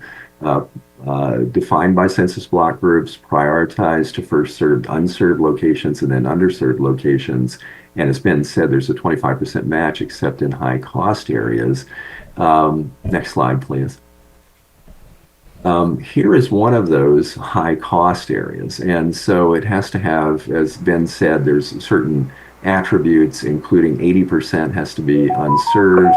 And then also the cost. So when you file your application and say, well, we don't need a match here, you also have to prove that the census block would cost higher than the average of building to other areas that are similar around the country. But the NTIA has done some of that work for you. It's already designated 6 census blocks within the county that it considers high cost, and you can prove others if you want to go through that process, but you have to use their formula. Dick, other things related to the census block? No, I mean, I've got the list in front of me. It's got to be remote, population density is taken in, topography, poverty levels, and then, like Tom said, the 80% or more has to be below that 25/3 number, which, that's not a really high. You can work applications on that, but it's pretty slow speed to be sharing in a household. So yeah, other than that, I think you hit it. It has to be below the average cost of all other unserved areas, or above, excuse me. It has to be more expensive to build than other unserved areas. And so one of the things you'll notice about this particular one is it's not too far from Lakeport, but it gets very rural very fast. And Dick, unless I'm viewing this wrong, it does have the state middle mile going through it. That's the dotted line, right? Yeah, and so that's where the public policy piece can come in, and we talk about this in the implementation plan, is the county working with the providers, achieving public policy goals, and working with them to say, well, all right, so there's not as many households, or they call them broadband serviceable locations within this census block group, but you don't have to have the match, and there are probably ways to proceed that are cost effective because you can access the state middle mile. So, and again, I think Dick, I'm not certain of this. I'd have to go back and look, but I think this was part of one of the Golden State Connect Authority's areas, or at least it was proximate. I think the one above it, the Witter Springs, that's actually a second block group. I think that one probably gets more of the Golden State area in it, but yeah. Right. So it's kind of finding out what they're going to do for BEAD, working with them, similar to how the county worked with Mediacom during the, as you probably recall, that application was due about the same time that the broadband plan was provided in September of 2023. And the county had some substantial discussions with Mediacom. We were involved in some of those in looking at different areas and ultimately identifying the one that that Mediacom pursued and now got funding for. Okay, next slide, please. All right, Ben's already talked about this, and it's something that the county wants. There was a stakeholder meeting this past Friday, and so we anticipate that the CDT will issue the final. They're still draft. Issue the final application criteria and deadline soon, and you can anticipate that you'll have about 60 days from the time of that issuance to having to file an application. So we know Ben's already been looking at opportunities, and some of them would include some of the same partners that the county partnered with to go after the NTIA grant. Okay, next slide. Ben's already talked about some of this, so again, you'll see there's a wide range of things that the capacity grant funding can be used for, including just outreach. It can be used for all sorts of navigation services and literacy training. It can be used for device programs. It can expand current computer labs, and the state's really big on workforce training programs, especially related to broadband-related jobs. Okay, next slide. Ben's talked about this, so we're awaiting word on the status of its application. The NTIA did, before the administration's changed, they did issue awards, but there's still funding out there. About $619 million were awarded, but it's a $1.25 billion grant source. So we're awaiting what the NTIA will do next on that. Okay, next.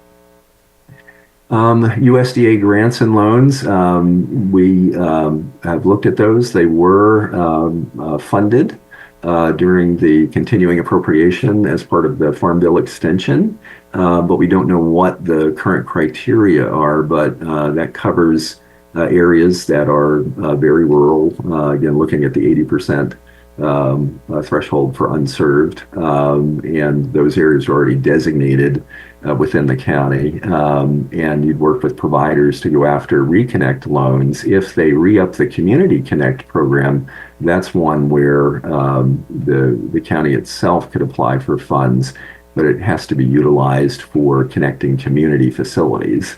That, again, with some of these programs, you can broaden kind of your expand your concept, but it's best to talk to a USDA representative. We actually have a email into the general field representative for the USDA for this area after talking to the rural development officer in Sonoma County. On US EDA grants, we had a discussion with them last week, and they're really focused on business. So any funding that would come for broadband would have to support sustainability of business within the county and or new businesses coming into the county. Okay, next slide. Partnerships, and I'll just go through these. They're very well detailed in the plan, but certainly traditional agencies like the library, community development as part of what they're looking at related to some of the development plans, the area plans, as well as the Project 2050 and the community development focus there. Department of Social Services, and they traditionally have looked at working with community partners and some of the grant funding available. And would be also a great agency to help do outreach. Municipal governments, Lakeport and Clear Lake, continue their efforts, trying to expand public Wi-Fi. Educational entities, including all the school districts and tribal nations. In fact, the discussion we had today that Dick referenced was related to the HPUL project. Where they're looking at broadband assessment right at this very time. Next slide, please. All right, so the last part of the implementation plan focuses on outreach and engagement, and this is really important. In fact, one of the things we encourage the county to do is become kind of a clearinghouse. It doesn't have to provide programs necessarily, but engage with people and steer them towards these programs. So affordable access to internet initiatives and programs. Right now, the federal government has tabled its program, the Affordable Connectivity Program, but there are still programs instituted by the providers. Digital skills training and education, libraries are already doing that and looking at expanding it. That was one of the things the grant application was all about, and that includes public access to high capacity internet and internet capable devices and peripherals, and there are some again with the libraries and other organizations. Next slide, please.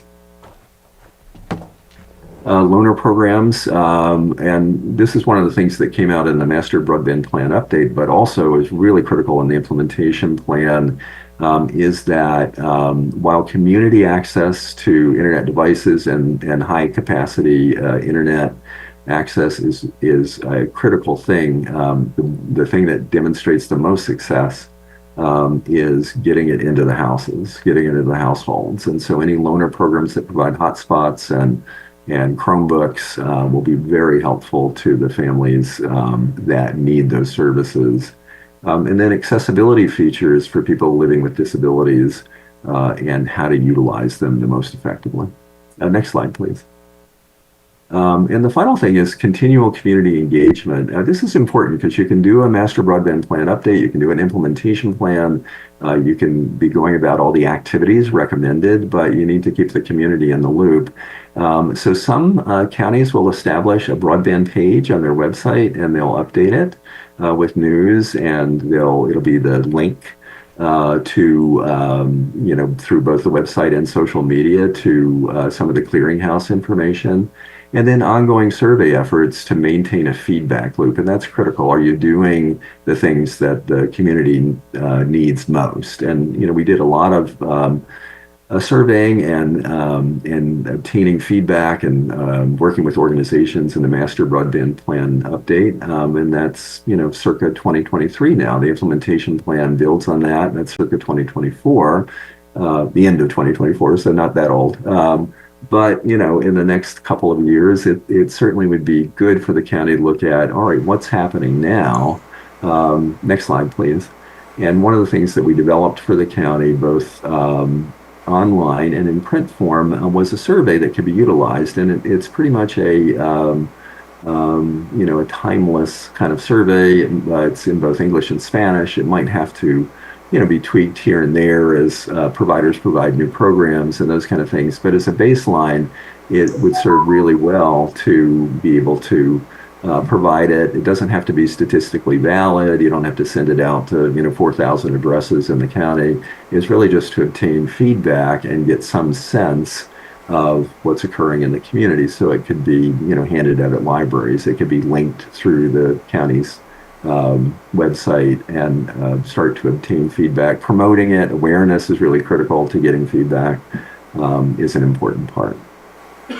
Okay, that's it for our part of the presentation. I know we've taken a lot of time, and I really appreciate the county giving us this time to talk about all these efforts. And so, Ben, I think we can probably just take questions. Sounds great. Thanks for the presentation. Thank you. Supervisor Sabatier. Thank you for that. I have a couple of questions. First, I guess a comment. The Dig Once policy has been something we've been talking for a while, and I think we just need to make it a priority to finally get this through. I know I've provided the UCCC gave us a policy, the Dig Once policy to begin with. That was passed on to our Public Works Director. I tweaked it eventually to just make it so that we could protect our roads. I passed that on to our Public Works Director, but I think we just need to prioritize it because it's not just broadband.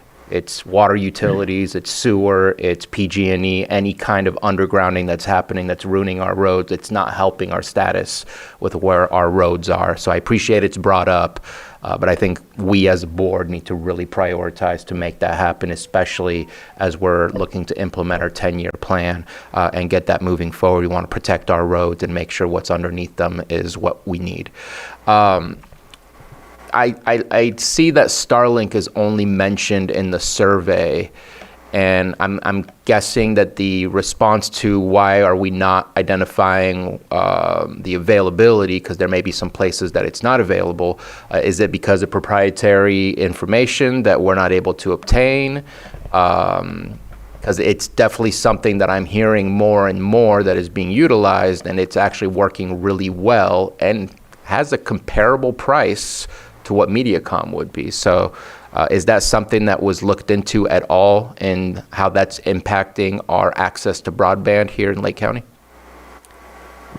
Yes, and a couple things on that, and then I'll turn that over to Dick. One of the things that the FCC assumes, so you're using both the FCC and the CPUC maps, is that Starlink would be universally available throughout the county, and so it's considered as a provider of what would be considered currently served status. However, because the federal government has to this point prioritized fiber to the premise, and the funding is all available for that, that was really kind of the focus of both the broadband plan update and the implementation plan, is to look at where the funding would be available. The other thing is, at least now, Starlink does not, with the current capabilities, does not meet the ultimate goal of 100 megabits symmetrical, and anything that's funded, again, by the federal government and or the state, coming down through the state, has to be able to meet that goal, if not now, scalable in the immediate future. And so that's another reason that we didn't look at it. The final thing is, and Dick, you correct me if I'm wrong, while you will find that some are able to afford Starlink, it's still, as far as the device and the monthly access cost, is still above what the FCC would consider would be affordable to those that may have the most the lowest socioeconomic status, so wouldn't be able to afford it. So it still becomes an adoption inhibitor. So I think those are the three things. But yes, Starlink certainly in rural areas and where it can be afforded and where, while the FCC says it's universally available, it's not necessarily, depending on where you live. And that issue, again, creates a problem for people that think it will work for them and it won't. But you're right, it is for those most out in the hinterlands and will be the most expensive to serve with wireline infrastructure. It is a good option for them. Dick, you want to chime in there? I think you pretty much hit it. The only thing I would add to that is, now I haven't looked in a month, probably a little over a month, but Starlink tends to be somewhere around $500 for startup equipment. I know they've got some new packages coming out all the time, so I'll have to take a look at that again. But the last I looked, they were around $500 just to get started, and then they're $100-ish per month for what they advertise to be 220 forward and 25 upstream. So, the out-of-pocket will be, the monthly out-of-pocket will be roughly what it is for some of the other providers, but the speeds will be a little bit less. That all being said, I'm all for it in the rural areas where there's no other options or no other good options. So it is definitely a piece of the broadband puzzle. There's no doubt about that. I appreciate that.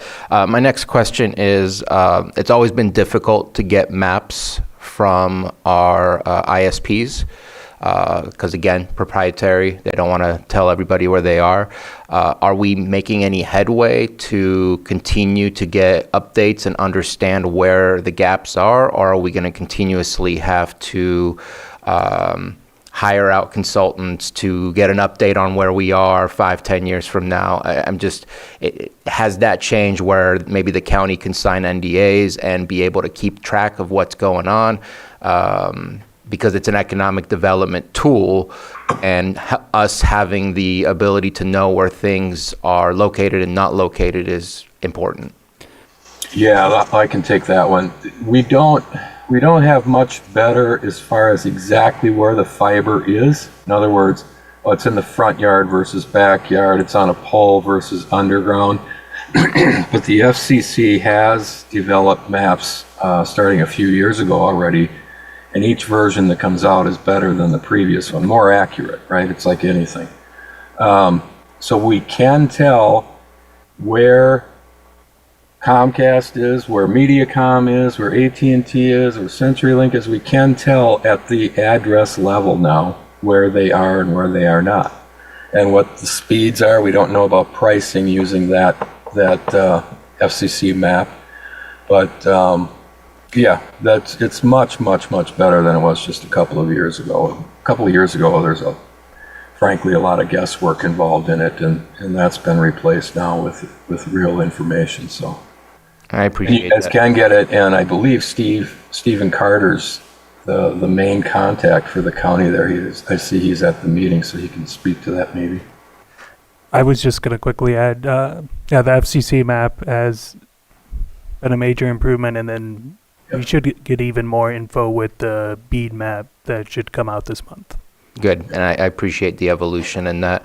I'll go straight to my last question rather than continuing. I'll send some to Mr. Rickelman. How do we hold AT&T and Mediacom accountable for the dollars that they're getting from federal government to do this work, to expand it to reach a certain amount of people? If they end up spending that money, but they don't actually meet their goal of reaching those people, then we have a hole in what we anticipated. What's our ability as a county to hold them accountable to what they received funding for? Yeah, that's going to be my favorite question right there. Tom, do you want to take it, or? I can answer. Yeah, I can. Yeah. Oh, okay. I'm sorry, Ben. Yeah. So Yeah, we go ahead, can't directly hold them accountable, but the CPUC can. So they're entering into contracts with FFA grants, and so they're locked into these funding commitments for 5 years and reliability of service.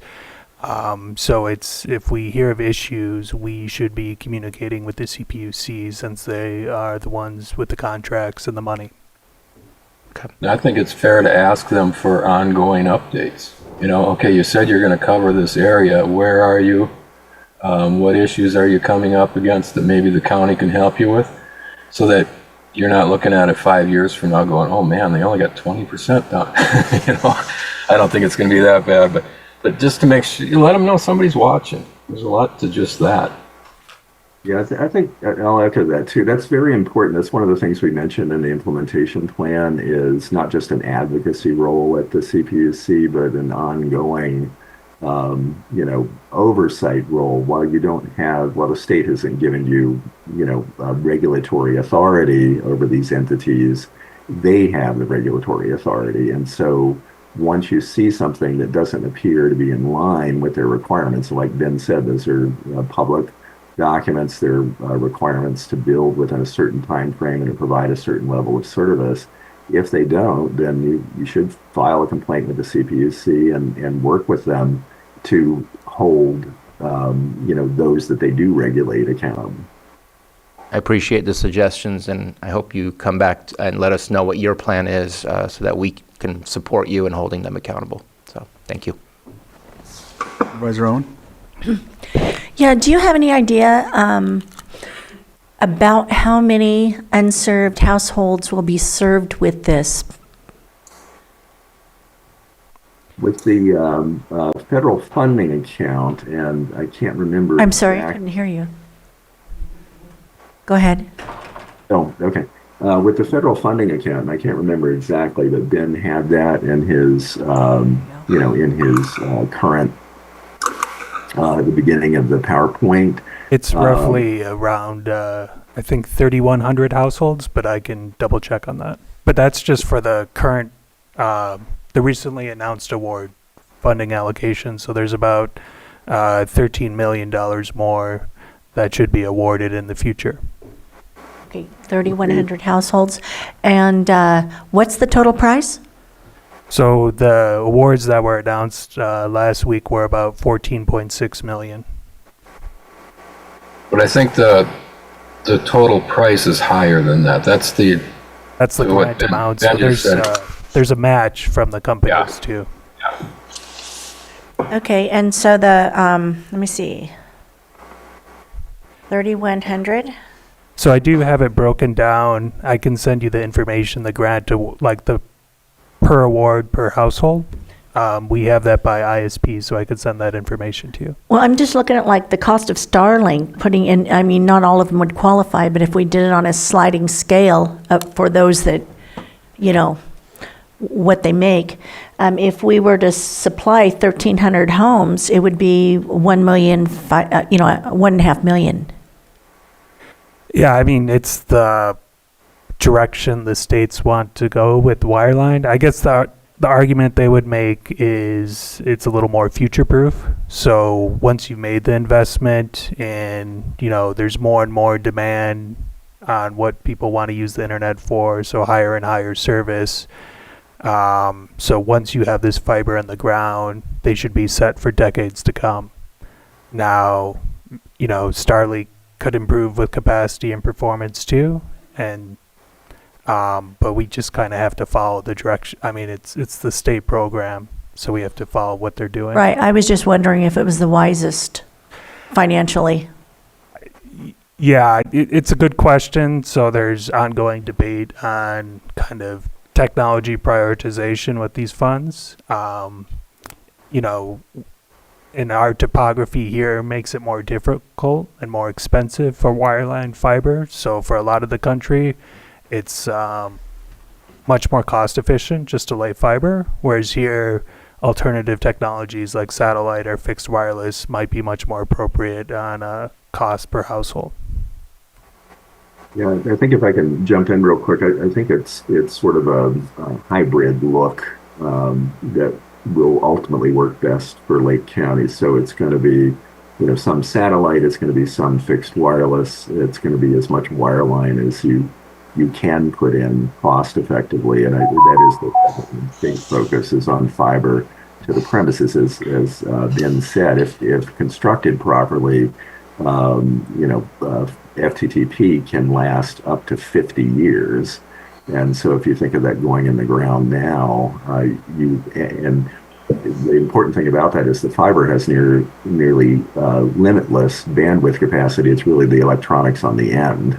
And so you could easily go from 100 megabits symmetrical to a gig symmetrical to at some point 10 gig symmetrical, which means that home or business will have the capacity it needs for decades to come. I think that's their focus, is sort of the longevity of the program. Yes, it might be more expensive at this point in time, but over time it becomes less expensive because of the lack of need to replace the infrastructure. Again, as Dick said, that's going to be based on construction techniques, and there is always, the potential for wildfires and those kind of things that requires the replacement regardless. So there's a lot of variables, but I think that's where they came out with, let's focus on fiber. Supervisor Sabatier? I just wanted to say, I think the resiliency and redundancy is what we're aiming for here.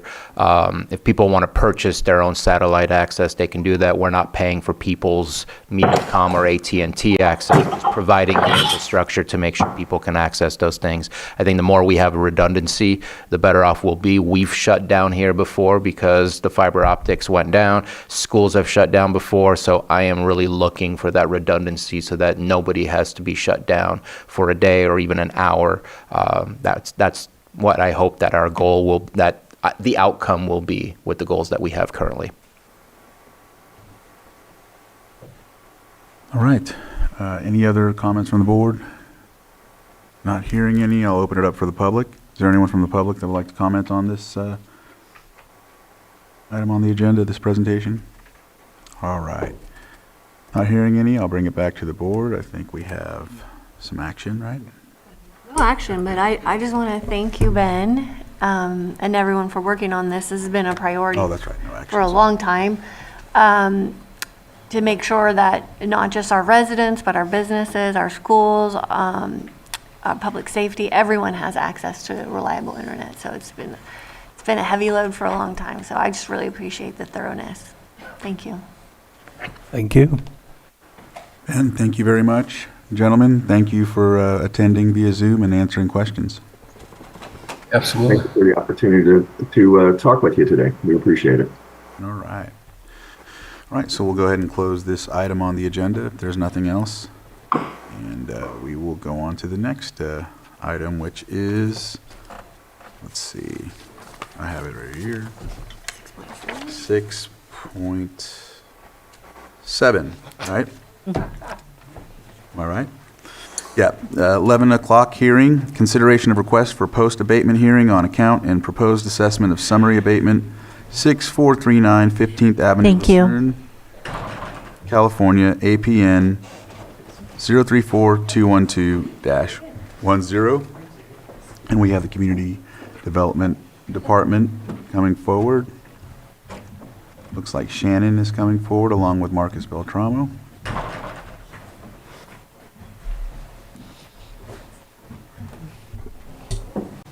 Good morning. 1 second, please. Lloyd? Mr. Chair, your board may consider swearing in witnesses for anyone who may want to testify as part of this public hearing. Okay. Johanna?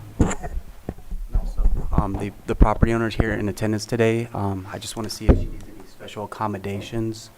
So if, rather than sitting at the stand, or if we need to have her sit in that special area, designated area over there. Okay. Would you like to move forward into the this area over here so you have a closer seat? There's no microphone set up over here. We're okay if you want to sit up here as well. It's either this standing microphone or here. Come up here. I can walk, it's not far distances. Okay. Either of these chairs, whichever is comfortable, and then you'll be using this one. Oh, yes. Whoa. Do I need to share the screen first? Or? Hold on, I gotta swear. Yes, and now we would swear, some. And Mireille is raising her hand in Zoom. So what, if you're gonna, Yes. okay, there you go. Do you solemnly swear that the testimony you're about to give will be the truth, the whole truth, and nothing but the truth? Yes. Okay, thank you. And I know, sir, you're here with her. Are you going to be speaking? No? Okay, okay. All right. Good morning, Board. Shannon Walker-Smith, Deputy Community Development Administrator. And we are here today to present a post-abatement lien hearing. I'm going to hand it off to Code Enforcement Manager Marcus Beltramo. All right, good morning. Good morning, Marcus Beltramo, Manager of the Code Enforcement Division for Lake County. And today we come from before the board to request a lien be recorded or attached against the property for which an abatement occurred. The property, the subject of our hearing here today is 6439 15th Avenue, Lucerne, California, APN 034-21210. I do want to start our presentation by reminding the board that this we did come before the board previously on this property for a summary abatement report. No action was taken during that session. It was just a report to report on the conditions that necessitated the summary abatement. Today we are here to recoup the funds for that summary abatement or cost recovery, and request a lien be attached against the property. That being said, the property owner is Rhonda Marill. Rhonda Marill is here today. The zoning designation for the property is R1. It's a single-family residential property. The lot size is about 0.14 acres. We always kind of provide a map to give you context of where the subject property is located. It is in a fairly highly densely populated area in Lucerne.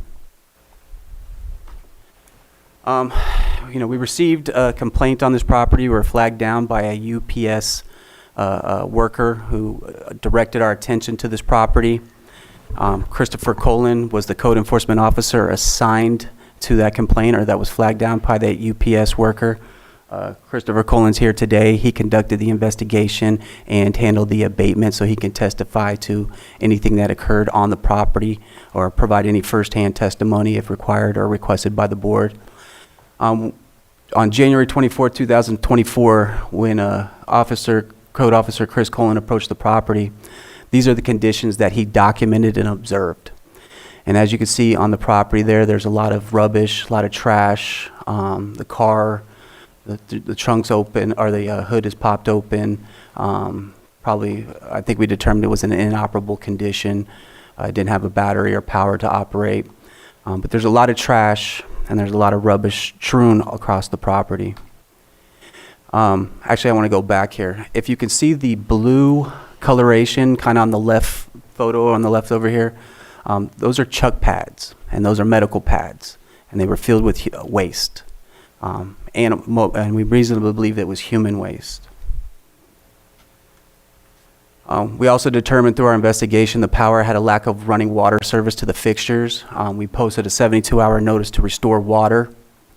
We also, below that, you can see our consent to inspect form. This is a formal document that we provide to the property owner that they can sign, consenting to an inspection or an abatement of the property. Again, on the right there, you can see the conditions of the property. You could also see after the 72 hours expired, we posted a red tag for lack of water service. There's lack of water service. That is one of the conditions which we do post red tags for. Again, these are just, we did obtain an inspection warrant. Initially, we saw the complaint, we saw the conditions. We did request an inspection warrant prior to the summary abatement. We had concerns that the inside or the interior of the property may be in a substandard condition based on the conditions on the outside and the fact that there was lack of water. So we did try to obtain an inspection warrant. These warrants are from that inspection. We were unable to complete the inspection. As you could see, by the time we made entry into the dwelling there, we could not proceed any further with the inspection because of the amount of items cluttered and stored and hoarded throughout the house. At that point, we requested the summary abatement. We got the proper approval from county council and a supervisor from the board. And then the summary abatement was only for those immediate conditions that pose a significant or imminent risk to health and safety. Again, these are conditions of the property, and you can see the property was in a substandard condition. On the right, you can see the trash, the garbage, and the blue pads that had the waste contained within them. Again, just another photo just to provide context of what we saw and the conditions that we believed necessitated the summary abatement. So we were granted the summary abatement. Actually, I want to go just kind of comment a little further. Again, here's an up-close picture of those chuck pads or those medical pads. And that was one of our major concerns, is that the waste was not being handled or disposed properly, and also that it was blowing onto other neighbors' properties or neighboring properties. And we all, in prior hearings, we've all had the discussion that human waste does have communicable diseases, and that is a immediate health and safety, or poses an immediate health and safety risk. Again, just more pictures of the inside, the interior. More photos. As you can see on the right, there's piles of, I'm going to assume they're trash and garbage stacked up in the bathroom. You can see the condition of the toilets. These are the post-summary abatement photos. Basically, we cleared out the immediate, those issues causing the imminent or immediate health and safety risk. On the right, you can see we cleared it out. We did clear a pathway. The purpose of the pathway was to allow our contractors to get in to clear out those immediate health and safety risks. It also removed a code violation for not having an unobstructed pathway to a public area in case there was an emergency, although again the property is red tagged, so nobody was to be occupying it except for the purposes of correcting the violations. Again, these are just post-summary abatement photos.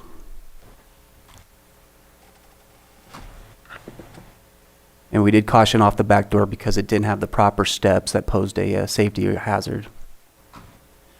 We did hire 360 Junk Removal and Hauling to perform the summary abatement. The cost of the contractor charges was $7,900, approximately 16,480 pounds of garbage, rubbish, or those issues posing an immediate health and safety risk were removed from the property.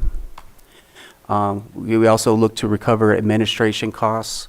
I believe the administration costs are in the amount of $1,439.96.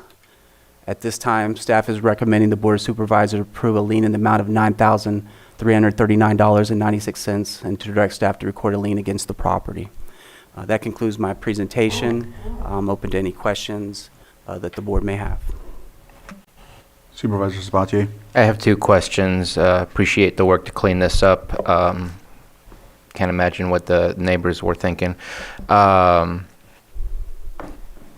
This is the first time I'm going to ask you this question. Typically, we see the similar invoice like we have here from 360. Do we actually see a dump receipt for that they actually went to the landfill with what we asked them to clean out? I don't think we asked for a dump receipt in this case. So if that's something that the board or something you'd like to see, I'm sure we I can think at one request point it that would be nice to come back and review such policy, just because I know that haulers, in my opinion, can tend to be the problem. I'm not saying this one is. I know this gentleman personally. I don't think he would be. But what I tell everybody is make sure you get your dump receipt, or else it may just end up in the middle of nowhere. And I think we need to practice similar ways of dealing with that to make sure that we can prove that it went to the appropriate places, rather than just it being part of the $7,900, because we can't identify the cost of the landfill use. So just something to bring back. Nothing that I would like you to change just because I mentioned it. It's just something that popped in my mind. My second, if you wanted to comment on that. I was just going to say our current policy is to require a dump receipt should the property owner themselves do a cleanup. But we are now going to contract or going to invitation for bid every year for contractors for code enforcement. It's certainly something that we could add to our requirements pretty easily in this next round of contracts. And I think it's a reasonable request. We'll incorporate that and make sure that we provide that at the next hearing. Yep. And then my second question is, I don't see, so you gave him some time to clean some of this up. The whole summary abatement was just a piece. Then the rest was on the internal part of the house and the rest of the mess that was there. timelines were provided, nothing was done. I don't see fines involved here. Am I missing that? So the summary abatement does not require fines. It's just immediately to Right, immediately right. abate those issues. But we do have a pending notice of violation and an order to abate that have expired. We have been monitoring the progress. The owner has made some progress, got current on her taxes, has been doing the cleanup. But we need to just monitor that, and if we need to follow through with that. The admin citations, we do have a process where we're following up on, since the implementation of data ticket, we are going back and following up on those notice of violations. So that's something I will probably need to, I will need to follow up on and make sure the admin citation has been issued and then sent off for processing. So we do have those measures in place, and we just need to follow through on our end. Thank you. All right, ma'am, would you like to, you have anything you would like to say? I do have some issues. The one set of steps, it needed 2 boards replaced. They removed the entire deck, which I now have to replace, and I'm on SSI. I don't have a lot of money for that, and they didn't even leave the wood there for me to even take measurements of, and then they threw away my front-loading washing machine. That's nowhere to be found. And the way things were handled, my furniture was all chipped, and I know it was a mess, but like they made a big pile in my dining room and put my clothes dryer on top of the pile. And then anything I had locked, it was broken into. I had a platform on the side, and they told me that it would only be torn out if the wood was rotten, and it wasn't. There was one spot that had some fire burn on it, but it wasn't even burned through, and they removed the entire thing, which I'm sure that's most of the weight. But and then there's rungs on my other deck that are gone now, and the wood's nowhere to be found. It's just, I understand they had a job to do. I do understand that, but I do have, and my patio set, one of the chairs, they threw away one chair out of my patio set. It's like I just feel that the company was just, I don't know. I'm at a loss for words right now, but. So, and I can't see it being $7,000 worth of dump runs. Like, now that I know the dollar amount, it's just outrageous. But yeah, a lot of the stuff didn't need to be hauled away, or torn down, So, I do understand. So, sir, you didn't swear in, and you said you weren't going to say anything. No, Sir. Down. But I'm not arguing about the fact that they had a job to do. I understand that, but it's just some of the things. It just seems absurd, So that's all I really have to say. All right, and sir, if you really want to speak, we'll have to swear you in. No, sir. If you want, do you want to swear in, or? I would, but you don't want me to, because I've been doing a lot Sir, of work there. all right, sir. All right, sir. That's enough, because if you're not going to swear in, then we're not going to take comments from there. So, okay, do you have anything else, or? No, that's pretty much it. I know it sounds like I'm just complaining, but I no longer have a washing machine. I no longer have a deck, and my other deck is broken and platform's gone, and my furniture's chipped up. Anything I had locked was broken into, Oh, and they didn't lock the property when they left either, and so thieves came and they snipped the hooks, that hook in to latch it, and they snipped those, so the door's ruined, because it was sliding glass door and it's got hooks, and so I have to put a board in my door now, I can't even lock it anymore. I thought I was locking it until I found out they snipped the hooks, because it was left unlocked. Okay. But, So, if there's nothing else, I didn't know if you. That's all I have to say. Do you have anything to add to that, or we're? No, I don't have anything to add to that. No. Oh, there's one other thing too. Is the baseball that I said was missing. And I was told that Chris told me that he would get back to me, and he never got back to me. I heard from you the one time when you made a comment that, but I never saw a picture, or anything, about the baseball. Well, I think they can touch base with you offline about that, Yeah. possibly. This is more about the recommendations and the amount Yeah. and the post abatement. So if you can, just touch base offline with Chris or with staff. Yeah. I'll just add on the cost of the contractor that it's a combination of both the fees to dump, but also a lot of man hours. So that's the bulk of the cost is for the time that the Well, I feel they contractor removed put in. things that shouldn't have been removed, you know? Yeah, I mean, I was on site at that abatement, so I know that it was very difficult to tell what should go and what should stay. Well, I was told all my personal property would be left, you know, and it wasn't, you know. I have 3 chairs now for my patio set, you know, and that platform, you know, it wasn't rotten. I don't know if you saw it or not, but it wasn't rotten. There was one part that was scorched, but, you know, it wasn't unstable or anything. Okay. You know, and the whole thing got cut up and removed, and, you know. Helen, did you have something? I just wanted to say that I'm sorry for what you're going through. Thank you. And my heart goes out to you. And it looks like you have somebody here to help you. Yeah. So I want to thank you for helping her. All right. If there's nothing else, I don't know if Director Turner, if you had anything or no? All right, if there's nothing else, I just don't think I should be charged for those things that were removed that shouldn't have been, you know. And that's it. That's all I have to say. okay. If there's nothing else, we'll close this part of the hearing, if that's amenable, and bring it back to the board for further deliberation or discussion. And as you know, this is in my district. I did actually that day, I remember going by and stopping by, and I seen the department working on this this abatement during that time frame, and I can attest it was very hard to determine anything that was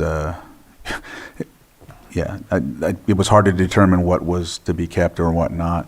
And I hear you. I understand you may know what is kept and what should be kept and what shouldn't be, but at the same time, a lot of these abatements take place, and they're around the same amount, if not more, at times. So I know and understand that there's a disagreement with that. I just know that we do these quite often, or they bring them here, code does, and it's usually around this price, if not more. So Yeah. Well, I was apologize told for what you've been through. I was so. told nothing would happen to my personal property, you know. Right. So, okay, we're gonna move on this here, and Supervisor Sabatier? I mean, I would suggest anything on your property is your personal property, but we need to make the cleanup and we need to make the community. I mean, garbage is obviously garbage, you know. But it's still your personal stuff that is on your property. It just hasn't been dealt with appropriately. It doesn't accumulate overnight. It's accumulated over a long-term period. There's time for you to get to the point where you can get help and do that. I'm glad you do have that help, and hopefully that won't happen again. But today I'm happy to make a motion, and we don't do work for free. We have to do. I understand that, but We have to get repaid for the work that gets done in order to get our communities to look good. So if the board doesn't mind, I'm going to make a motion to approve the request for post abatement. No, let me open up the memo so I can get the exact thing. I apologize. Move to approve the recommended lien in the amount of $9,339.96 and direct staff to record the lien against the property with the Lake County Recorder's Office. After recordation shall be delivered to the county auditor, who shall enter the amount of the lien on the assessment roll as special assessments, and have the chair sign? No? Second. All right. I got a semi-thumbs up. No, I don't believe a signature is necessary for Okay. this approval. That would be the first time I've heard the. So I will amend that to not have the chair sign. And then Second. We have a second, so I have a motion and a second. All in favor? Aye. Any opposed? Motion carries 5-0. Thank you for the presentation, and then thank you for attending as well, ma'am. All right. Let's see here. Let's get back to the agenda. And it looks like our next timed isn't until 1 p.m. So we will move on to 7.3. What do we recommend? 7.3 is 7.3. the last one, I think. All right, so 7.3 is consideration of a letter of support. Actually, 7.5 is water resources. They're here. Work. Oh, okay, yeah, 7.3. So I'll start over. 7.3, consideration of a letter of support for the Lake Napa Private Public Community-Based Organization and Tribal Government Collaborative Forest Health Project. And we have our Climate Resiliency Officer, Terry Logston, here. Thank you. Joel Nordinger, who is the CEO of Napa Firewise, should be on Zoom and promoted to panelist. Joel Nordlinger.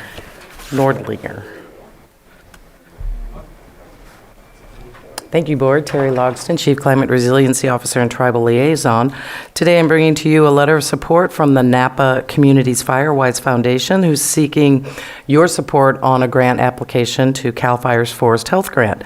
You may recall that last month I brought another one. It's in the same area. There's two different projects, and both are led by Napa-based organizations. And so this project seeks to repair and rehabilitate forested areas affected by the 2015 Valley Fire and the 2020 Lake Napa unit fires. It includes removing abundance of dead material on the forest floor, dead and weakened trees, conduct seed collection from local conifers for reforestation support, and the Middletown Rancheria Pomo Indians cultural burning of all forest and wildlands on their rancheria and on their newly acquired trust lands, improve forest health at the Montesol Ranch adjacent to Robert Louis Stevenson State Park, and restore habitat on BLM lands.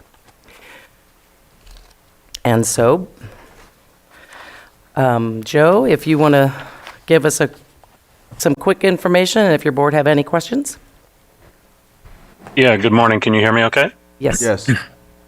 Great. Thank you for having me, Chair Randall. Terry, thanks for helping to line this up. I appreciate the opportunity to share with you a little bit about this project that we've developed that involves land up in and partners up in Lake County. Again, my name is Joe Nordlinger. I'm the CEO of Napa Firewise. We are sort of the leading wildfire resilience and pre-fire organization here in Napa County, doing a lot of work around wildfire preparedness, fuel management, outreach, education, defensible space, etc. For some time here, we have been working a lot in Napa County exclusively on a range of different projects, and we've made a lot of advances. Starting about 2.5 years ago, we really intended to pursue projects with some of our county border partners, and sought to develop those relationships. We've obviously been involved for a long time with the unit, with Chief Wink as our pre-fire chief within the unit. And we've successfully undertaken some projects in Sonoma and Solano. And this year we are pursuing a forest health grant. We've successfully secured 2 of these grants in the past. And we decided we wanted to develop a project along the Napa Lake border and address a number of wildfire resilience issues and forest health issues that are associated with legacy burn scars from the LNU lightning and the Valley Fire. The letter of support that's before you today outlines some of those partnerships that we've developed in developing this project with Clerk, the Lake RCD, Montesol, Rancheria. And so we've got a number of several of the fire safe councils up in Lake. So we've been working for several months now to develop this project.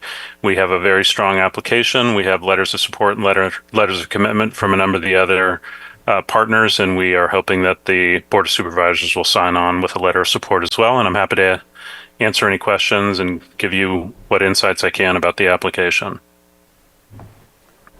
All right. Any questions? Supervisor Sabatier?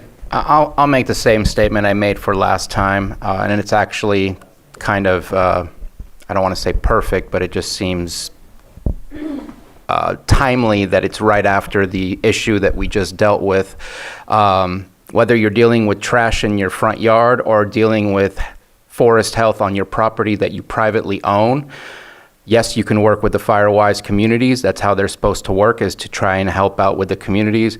But us, as a Board of Supervisor, I would prefer if we were not supporting something on private property where the private property owner should take responsibility and deal with that on their own. There's already, I believe, a Napa Land Trust. They were given $1.7 million, at least what I was able to find through my research, to deal with forest health. And now they're looking for more. And I don't see on here what the any commitments or any skin in the game from the property owner, but just because you own 7,000 acres doesn't mean that we should help you while penalize somebody with a $50 by $100 100-foot lot.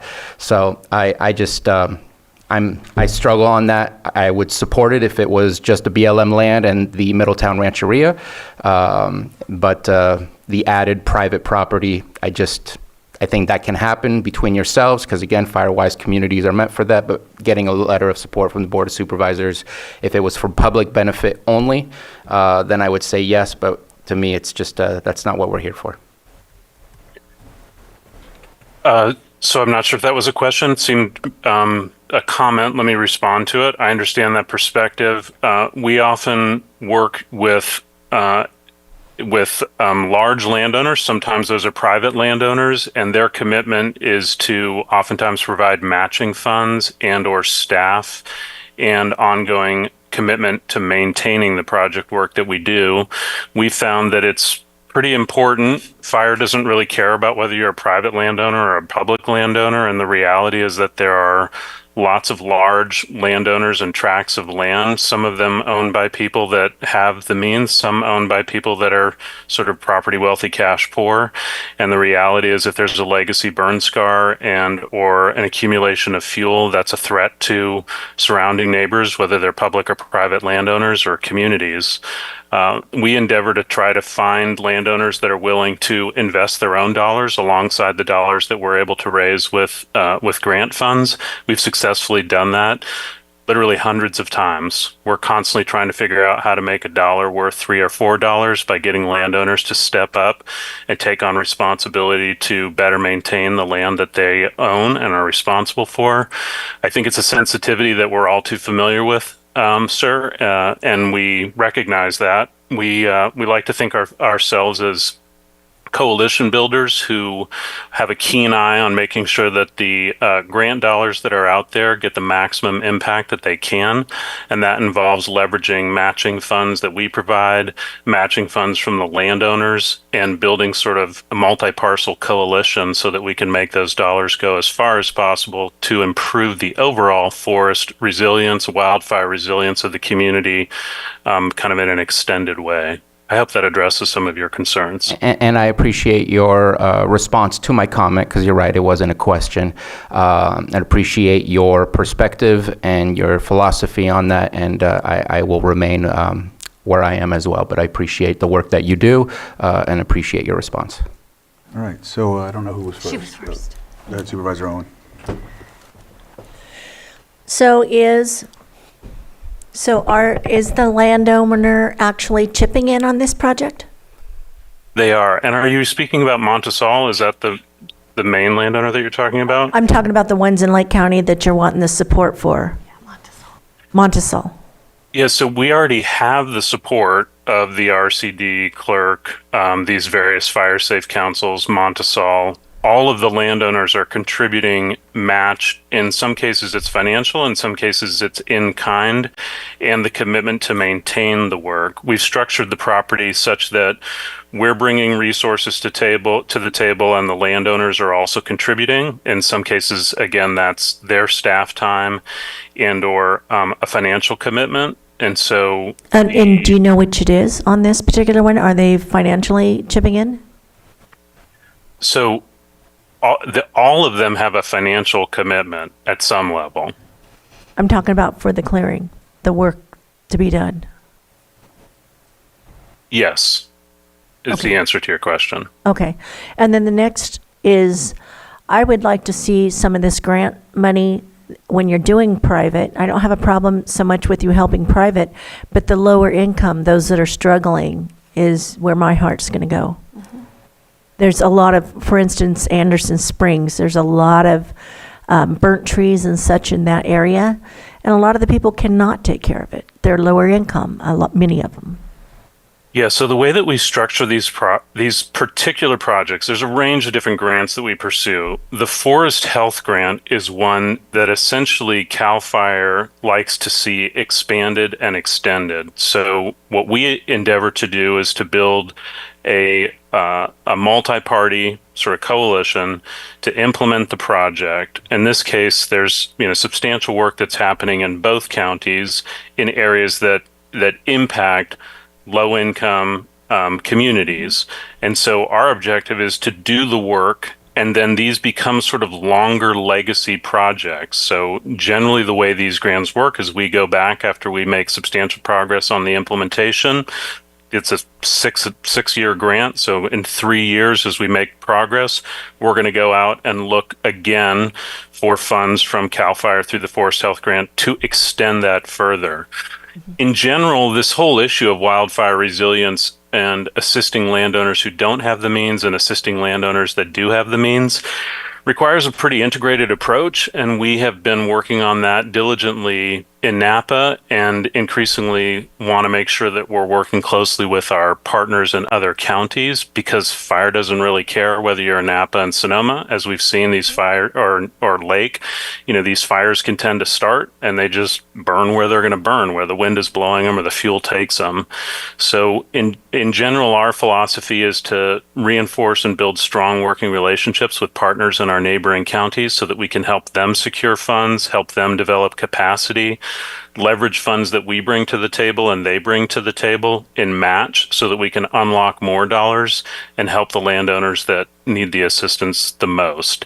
It is a little bit of a balancing act, because in some respects you can get a large grant. The grantor, the funders, they want to see that the people that are receiving those benefits have the means to maintain it. And so there's always this sort of tricky balance that we try to strike of working with landowners that have the means, and then making sure that we can sort of underwrite or support, or in a way subsidize landowners that don't have the means, but get them into a regime where they're getting support to maintain it. Because as we all know with fuel management, you can spend a lot of money to do a lot of work, and if you don't maintain it in 2 or 3 years, it's just right back and you literally threw that money away. Well, what I'm Somebody talking doesn't about maintain are it. trees that have prior burnt during the Valley Fire and that are Yeah. still laying on the ground. And that's what part of this project seeks to remediate, burned forest land with dead, standing, or horizontal fuel regimes. Right, and I'm talking about the lower income communities, so that cannot financially afford to do it. Okay, I mean there are elements of that in this grant proposal. Perfect, thank you. Yeah. Right, Supervisor Pyska. Yeah, so forest health grants are exactly that.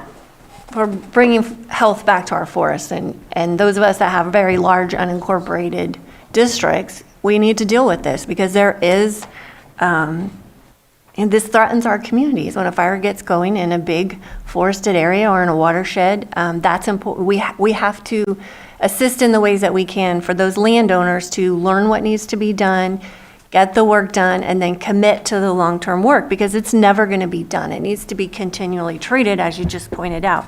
We do have other programs to help with those 50 by 100-foot lots that you're very concerned about. And in the city of Clear Lake, that is a great program through the Fire Safe Council that we've built out for defensible space. It's run out of money right now. We need to get more money. Chair Crandall and I supported that with our discretionary funds. That helped, I think, 45 people. I think it was 45 homes where people were assisted with those funds from the Fire Safe Council, State Fire Safe Council grant, to get their defensible space done around their home. So there's a lot of different ways that we're supporting people. Low income is definitely on our list. Seniors, definitely. People that can't manage their property, whatever size it is. We need to be there to help them, because this is something that we have to live with. And so The forest health grants from CAL FIRE specifically are for bringing health back to our forests. And if we have landowners that are interested in doing this work and committed to maintaining, we need to work with them. And that's what this grant does. So I'm really grateful that you brought this to us and very supportive of this letter. Thank you, Supervisor Pisca. If I could just add one thing about any project that we do, and we work closely with our partners on this, is we're always trying to seek it to be a model or a demonstration project to maximize the sort of impact and influence of the project. You are correct that the CAL FIRE Forest Health money is money that is for large tracts of land and improving forest health, which by extension is a wildfire resilience sort of prescription, so to speak. So this money is not really money that you can use to go do small parcel defensible space. They're looking for fewer landowners who have more acreage, who ideally are in a means or are in a mix of means to be able to maintain the land. I will add that part of our objective with this is to just reinforce our relationships with our partners in our neighboring counties, because in a bigger strategic way, we recognize that there's money out there with the Prop 4 that is coming due, and our objective is to just use our collective will and intentionality along with those of our partners in neighboring counties to make sure that we get, and I mean the broader the unit gets its fair market share of that money coming down the pike. And so anytime we're working on one of these projects where we're developing partnerships, it's with the long view that these solutions require kind of multidisciplinary, integrated work together. And so anytime we can kind of lock arms with our partners in neighboring counties, bring resources to the table, get folks to do the good work, and ultimately then chase the next round of funding, we're in a better position to do that. Thank you, and I'll call on you after the supervisors are finished. I have Supervisor Vice Chair Rasmussen, and then Supervisor Pyska can go after, and then if there's anything else you want to close with, I'll call on you after they're finished. Okay, I'm sorry, I didn't understand that. Yes, I do appreciate Supervisor Sabate's comments and concerns, because I believe those are valid in a lot of situations, but on this, and I look at it from a public safety standpoint, and the benefit I think that we're going to gain out of this in protecting our community and making those lands that are essentially intermingled with all the public land is an important aspect to be able to put us in the best situation to prevent these fires in the future, or at least not have the devastation that we could if we don't do work like this. So thank you. Thank you, Supervisor Pyska. Yeah, I just want to add, you had mentioned the priorities of the unit for the LNU. We were not successful. We have not been successful in forest health grants over the last few years. Our unit has barely gotten any CAL FIRE grants. And it's really important that we fix that we adhere to the priorities of the unit. And this is what that project does. There's an evacuation route, Highway 29 going over the mountain. That is essential for people to get in and out of our county. And evacuation routes is one of the priorities of the unit. So I really appreciate that it's tied to that, as well as hardening as well as enforcing around our community of Middletown. So I just want to bring that up because you had mentioned that. It's really important. We have to get back to having successful CAL FIRE grants, because the last couple of years have been pretty dry for our county. Were you going to add something else, Vice Chair? Or? No. Okay. Okay, so if there's anything you want to close with briefly, or if we're good, I'll open it up to the public. Just that I appreciate the consideration. I'm also on the board of the RCD, and we work very closely with our RCD partners here in Napa, and with those extended networks in our neighboring counties. And this is very, very expensive, complicated work. It takes a lot of dogged determination to go chase the money. I've long held that our success is largely dependent on our ability to build close relationships, not just within our respective counties, but across counties. And so we are sort of constantly striving. And I think this particular grant is a good example of our efforts to work closely with our neighbors, help to build capacity, help to bring dollars to our neighboring counties where we can, we've had some success landing forest health grants. We want to work to extend that elsewhere with our neighbors. All right, thank you. So I'll open it up to the public if there's anyone that would like to comment on this item on the agenda. All right, hearing none, I'll bring it back to the board for action. Okay, I'm going to make a motion that we accept. Approve? Approve the amend, or this, the support for the Napa, Lake County Napa Private Public. You're on. Oh, I don't know why you can't hear it. So I'm going to make a proposal that we approve this. Second. So, Lloyd? Would be the motion to approve the letter of support reference. The letter of support for the Napa Lake County Private Public Community-Based Organization. And authorize the chair to sign. And authorize the chair to sign. Second. All right, I have a motion and a second. All in favor? Aye. Aye. Any opposed? Nay. Motion carries 4-1. Thank you, Terry, and thank you, sir, for being here. Thank you. And Thank you so much. I appreciate the consideration and approval. Thank you. And just to say that I do continue to look for different grants for exactly what you're talking about, Sue. Okay. Yeah. There was one I was specifically looking at that was about to come out from the Bureau of Land Management, but they have rescinded that. We just still have a lot, I know, throughout Yes. the county. Yes. That, and, you know, like I said, when people can't afford it, Yeah, that's where we need to help the most. I agree. Thank you. Exactly. We're here to help with any of that.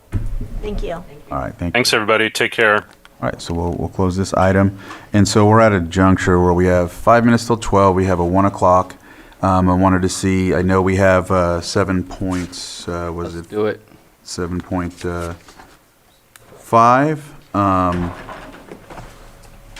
Or would you, so how do we do this? Do we do that item and then an hour from there? How does everyone feel about that? I know we'll be a little behind on the 1 o'clock, but I think we'll be okay.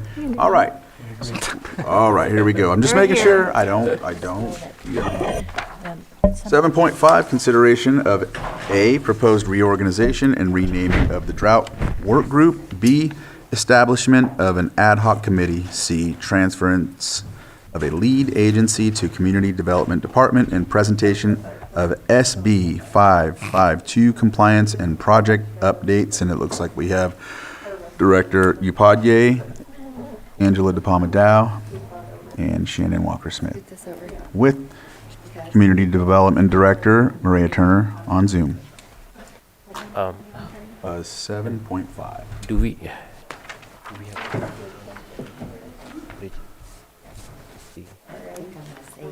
She's online. Okay. Yeah. Yeah. All right.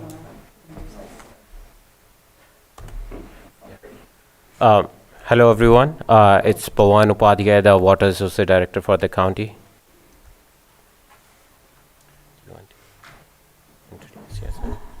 We also have a contractor from Stantec. Bridget Lowry should be on to answer questions also for this item. And CDD Director Maria Turner is on Zoom, and then Angela DePalma-Dow from Water Resources also. So we have this memo in front of us. So I will first give a brief summary and then probably read through this memo. Currently, like we need to make a drought resiliency plan to comply with Senate Bill 552, which was approved by the governor in September 2021. So what this Senate Bill 552 is basically is for small water suppliers and rural communities, just to make that they have a plan in case of water shortage and drought. In order to make this plan, we have received direct technical assistance from the DWR, which is the State Department of Water Resources. And Lake County already has a drought working group or a drought task force. So basically, we are asking to transform that drought task force to a Lake County Drought and Water Shortage Task Force.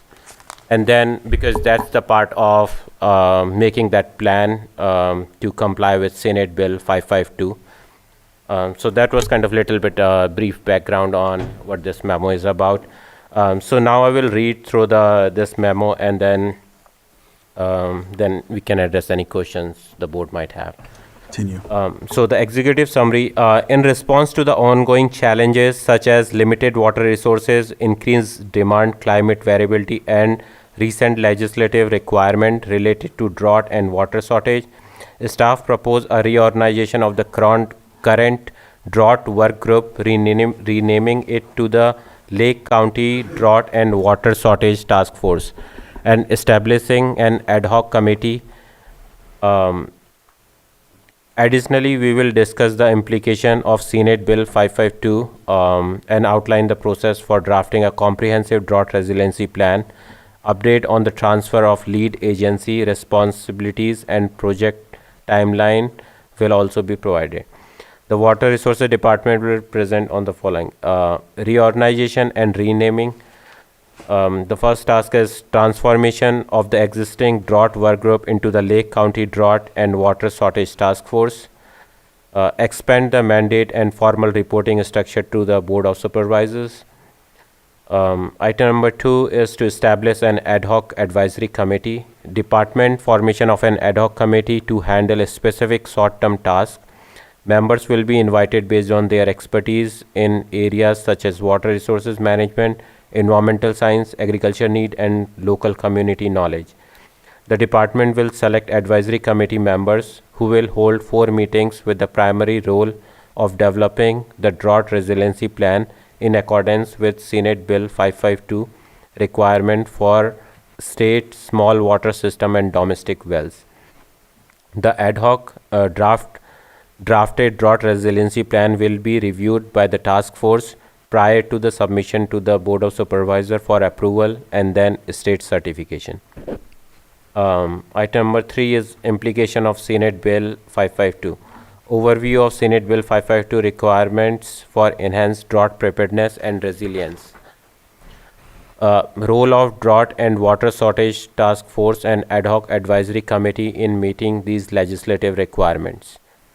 Item number 4, drafting a drought resiliency plan. Importance of a comprehensive drought resiliency plan in response to Senate Bill 552. Process for drafting the plan, including stakeholder involvement, public participation, and the opportunity for the public to review and comment on the draft plan before finalization. Project update. Transfer of lead agency. An update on the transfer of lead agency responsibility for this initiative. Updated project timeline. A revised timeline outlining major project milestone and expected completion dates. All right. Anything else, or?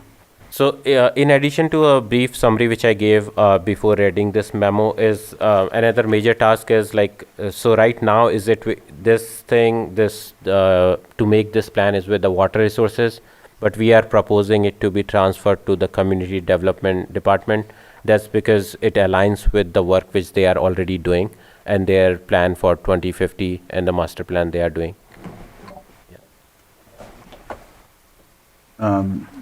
Should we have Maria or you, Director Turner, would you like to, you have your hand up, so I want to make sure. Yes, thank you. The Drought Task Force has already sort of been briefed on the SB 552 at their last meeting last May. The transference of the community to the Community Development Department would actually be consistent with the Local Hazard Mitigation Plan, which identified the Community Development Department as responsible for preparing the Drought Resiliency Plan.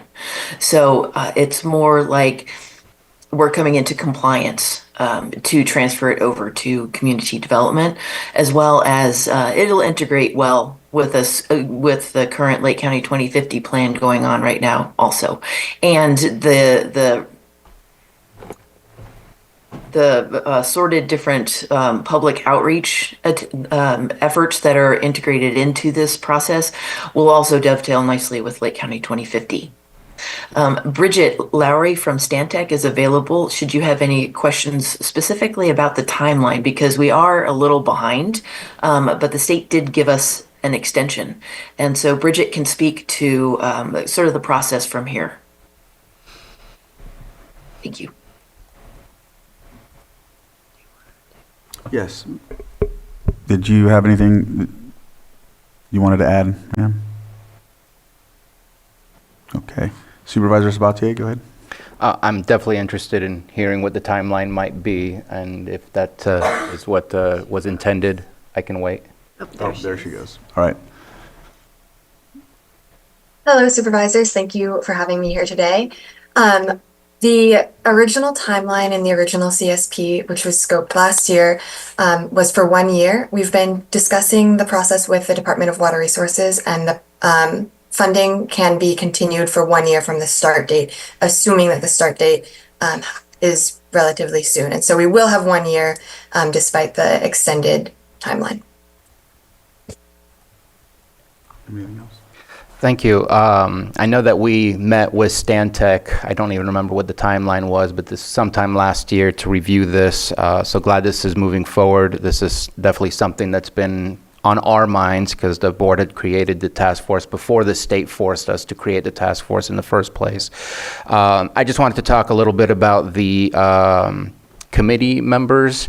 I don't see it necessarily identified in there. Maybe it is, and maybe I'm just not reading it. I know it says water resources management, but I'm hoping we get water purveyors that both use well water as well as lake water to better understand their needs to ensure that they can provide water to the users.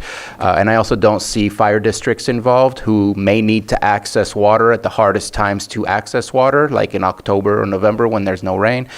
Just ideas of and also, sorry, I missed one, and maybe somebody from like the Chamber of Commerce or some kind of business association that would be able to speak on the behalf of businesses and what that impact might look like when we declare drought and what kind of changes will occur on water availability and whatnot. And we do also have the minutes from the last meeting where you and Supervisor Pyska made other suggestions as well. So we'll make sure that we take that into account. Thank you. I will also add that the special districts has prepared their drought resiliency plan already, and I believe some of the other water purveyors have as well, particularly for the requirements of 552. It covers state small systems, so those are 14 connections or less. So it doesn't explicitly include the larger water purveyors. They're under either different requirements. And so, yes, we definitely have under the drought task force proposed current member lists and have attended in the past our special districts department heads, and they'll continue to be invited, but just wanted to make that clarification about the requirements with this Senate bill. All right. If there's no other questions, we'll open it up to the public. Not. Margot, if you can unmute, state your name for the record, and you have 3 minutes. Good afternoon, Board. My name is Margot Kambara.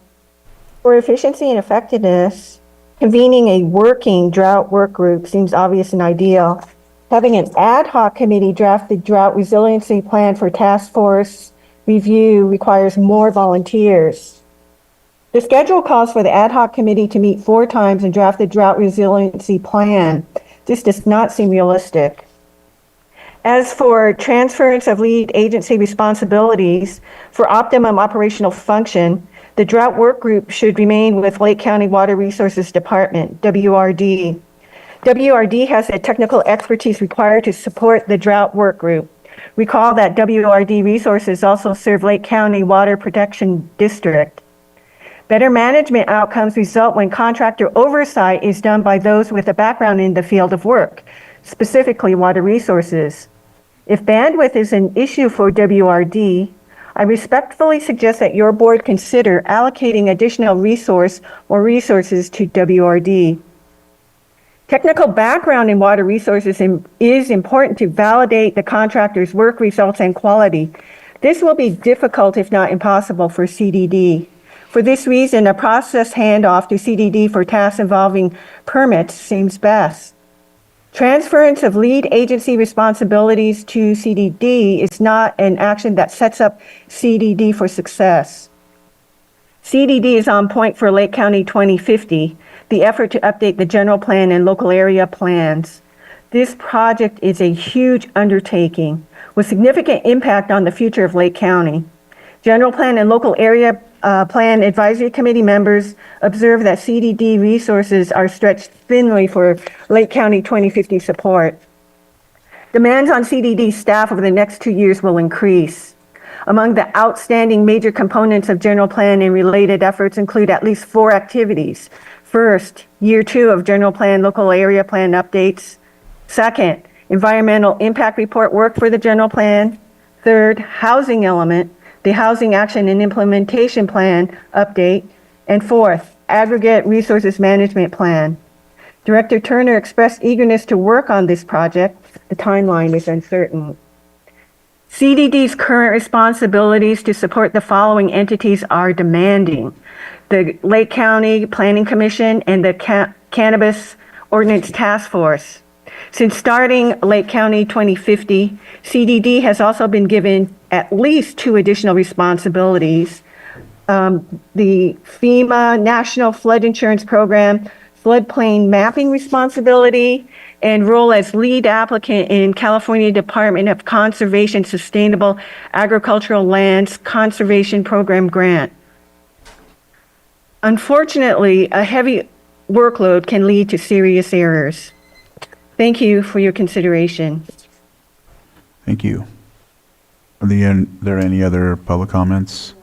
I'll go ahead and close public comment. And did you want to respond? Yeah, so as far as we are also asking to make an ad hoc advisory committee, and the water resources would be part of that committee itself. And the members of that committee would be based on their expertise, such as water resources management, environmental science, agriculture needs, and local community knowledge. And as far as the heavy lifting on the making the plan itself, that's what the Stantec is there for, as a technical assistance. So it won't be that much direct load on the staff. We do have to do meetings and everything, but most of the work would be done by the ad hoc advisory committee, and it would be brought to the task force for their approval or the review, and then the task force will recommend it to the board of supervisor whether they want to go ahead it or not. So yeah, I do see like there is additional little bit additional work for the CDD involved in that, but we would still be part of that. So we are just asking for the lead to be transferred. So I don't see it as saying it would be done by somebody who don't has an expertise on that. So we are still involved in making the plan itself. All right. I don't know who's first. Supervisor Owen? Why is it not the same thing? Oh. It was legitimate that time.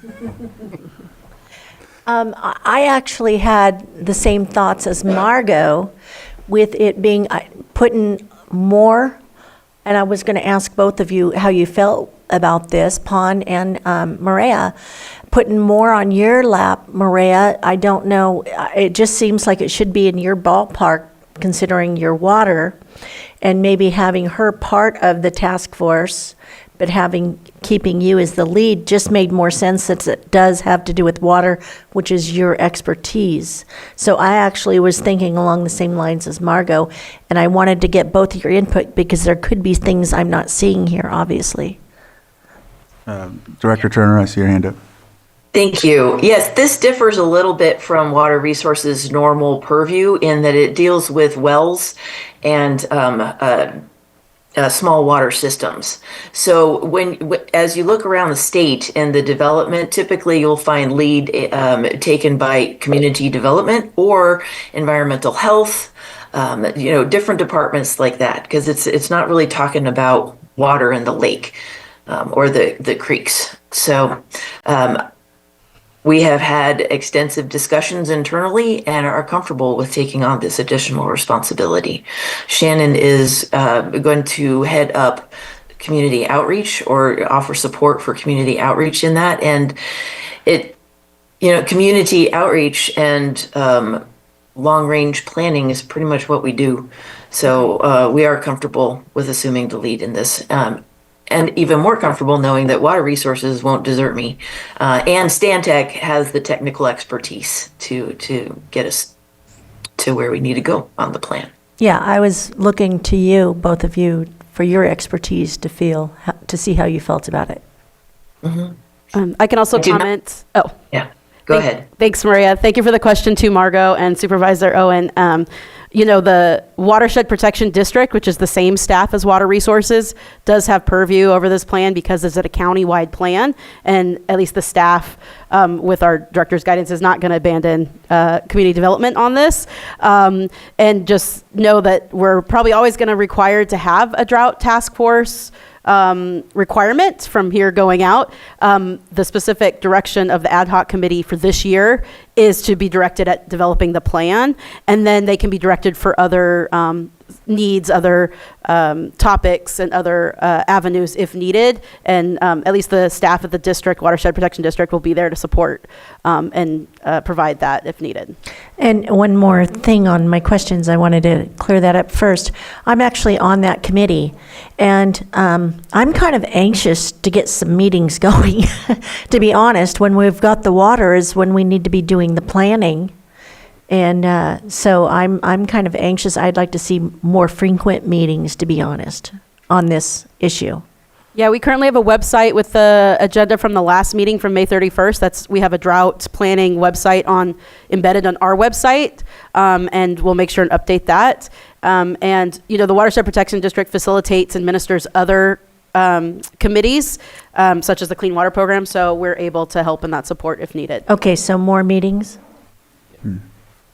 Additionally, we were just waiting to bring this item to the board before we launch this, the planning project. I will specify that the requirements of SB 522 do not have a meeting minimum. So we today are saying we're committed to 4, but just know that the state law only requires like one-time meeting. Well, we just hadn't had any yet, and when you were mentioning May, I'm like, wow, that was a long time ago.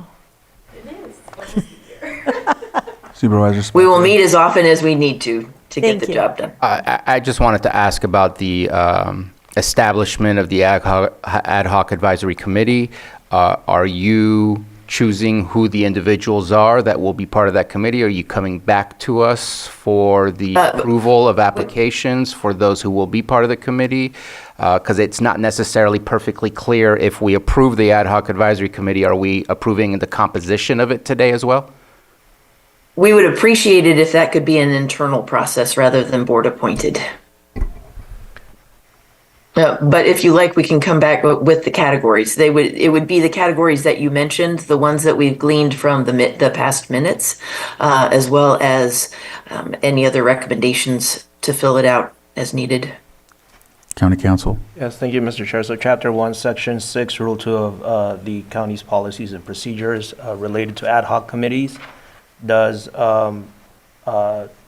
assign or designate the formation of the approval of the formation of an ad hoc committee, either by chair directive or board action, and shall include prescribed duties and memberships of the committee. So one option for your board is to approve the formation of this ad hoc advisory committee, and as part of that motion, direct staff to come back to your board with the composition of the members of that ad hoc committee, unless staff already has certain members in mind, certain member positions in mind for your board's approval consideration.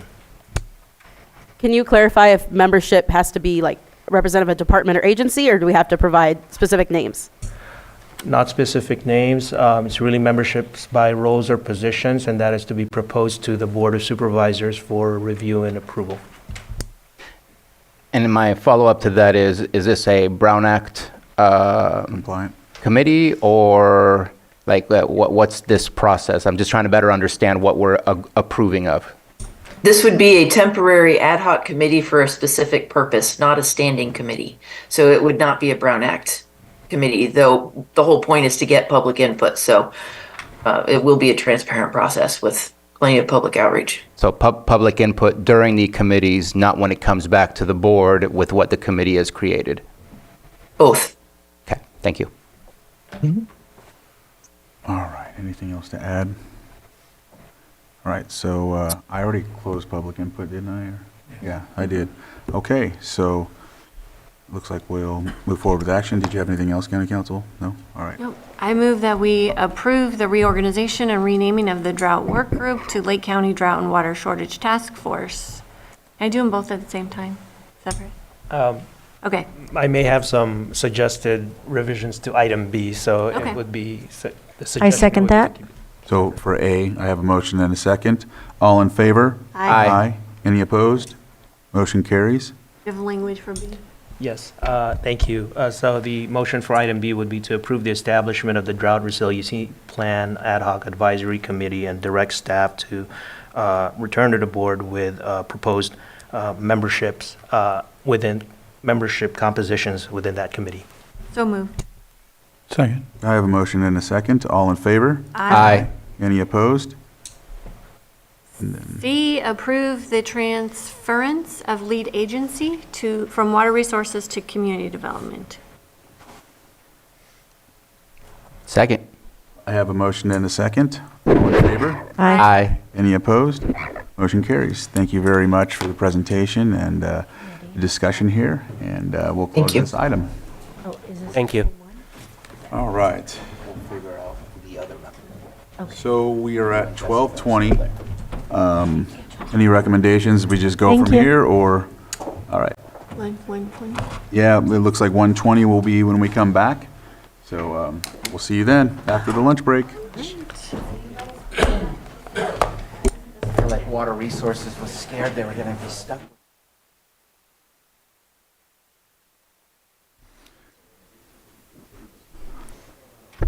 All right. All right, thank you, Sam. All right, welcome back from lunch. We're going to move on to our 6.8, our 1 o'clock item. Consideration of letters to A, the United States Board on Geographic Names, Domestic Names Committee, and B, the California Advisory Committee on Geographic Names, recommending changes to BGN's principles, policies, and practices in light of the January 20th, 2025 Presidential Executive Order restoring names that honor American greatness. And Supervisor Pyska, you want to start out? Yeah, thanks. This last year has been really difficult for everyone regarding this name change, and the executive order of President Trump to update the policies and procedures gives us the opportunity to share where we found those policies fell short over the last year, specifically around renaming populated places. It's much different to rename a town than it is a mountain or a creek. And so that's what's in these letters.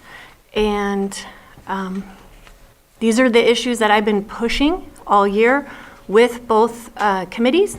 And so I think it's important for us as a board to lean on our experience and push this forward, advocate for what we've been through for these changes.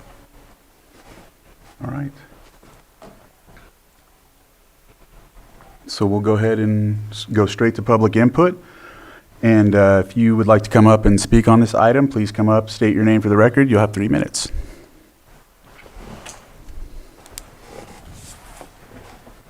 I just got a point of clarification, since I know a lot of people have been involved in asking for this to come back, but I specifically came to the board beginning of January, asking for the item 611 that was heard on December 10th to come back to the new board, to the board with the new board members so they could weigh in on that. And I had assumed all the time that that was going to happen in this meeting, and it's obviously not happened. And you and I had spoken about that a couple of times, that it was agendized with that in mind, but that's clearly not the case. And so I'm asking if that's going to be put back on so that we can discuss it. All right. I'll defer to County Council. Okay. I'm just going to wait up here because I may have a question of him, if that's okay. That's fine. Okay, so thank you, Mr. Chair. So this item in particular specifically just refers to the 2 recommendations, each corresponding to the letter that's proposed letter to be sent to the BGN. The other item would be one to be sent to Kagan, generally, your board cannot add any items or actions beyond this item to be discussed in the agenda. So in terms of proposing new items, that's not before your board today. That goes through the normal standard procedure of consideration review, having a sponsor to be proposed to the board. That goes through staff review, that goes through the agendizing requirements, but the item itself is limited to just under A, the letter to BGN, proposed letter to the BGN, and B, the proposed letter to Kagan. So just for clarity on that, and I knew that, I agree with you on that, but I figured I would take the opportunity just to say, reiterate one more time, this item was intended for my request. That's what my intention was anyway. And I think there's a lot of people here who intended to speak and address on that on both sides. And it appears as an end run to get away from having that tough discussion by not everybody on the board, but at least some. And so I guess we'll try it again to have that on there. There's at least one person in this room who was told that it wasn't going to be put on because of something to do with Robert's Rules of Orders, which is absurd, since Robert's Rules of Order is just a guideline. It has nothing to do with the law that runs the public meeting law that you are bound by. So I just wanted to make that clear. And I guess we'll make another request through another supervisor that will bring it to the chair at that time then. Thank you. And I just, real quick, Rob, I just wanted to let you know, I know we did discuss this. You brought it to us, I want to say in the second meeting of January. And during that, I deferred to the district supervisor. Correct. And I usually do. So I know you requested it. You and I had a very good discussion about it. I think you were put on you were doing your job as chair, and I appreciate that. I don't have any, I don't apply any fault to the way you handled it. I appreciate the way you did your job. I see some pens up real quick. Does he want to speak? Or yeah, I did. But if you want to leave it open for public speaking, I can wait. Okay. May I speak? Yes. Not using about 3 minutes, just to what was raised, as opposed to general public comment. Is it public input, or are you? Pardon? What are you speaking of? I'd like to speak about how the board might bring a reconsideration back, if you'd be interested. Otherwise, I can skip it. You want to? Should we? Well, this is still part of the public comment where each speaker can have 3 minutes, so your board can. Okay, then I'll hold on that one and use my 3 minutes elsewhere. Thank you. All right. Did you want to go ahead, Helen? Yeah, I was wondering, and this is actually a question for you, Mr. Lloyd. I know that there's been a lot of uncomfort and disagreement with the name change.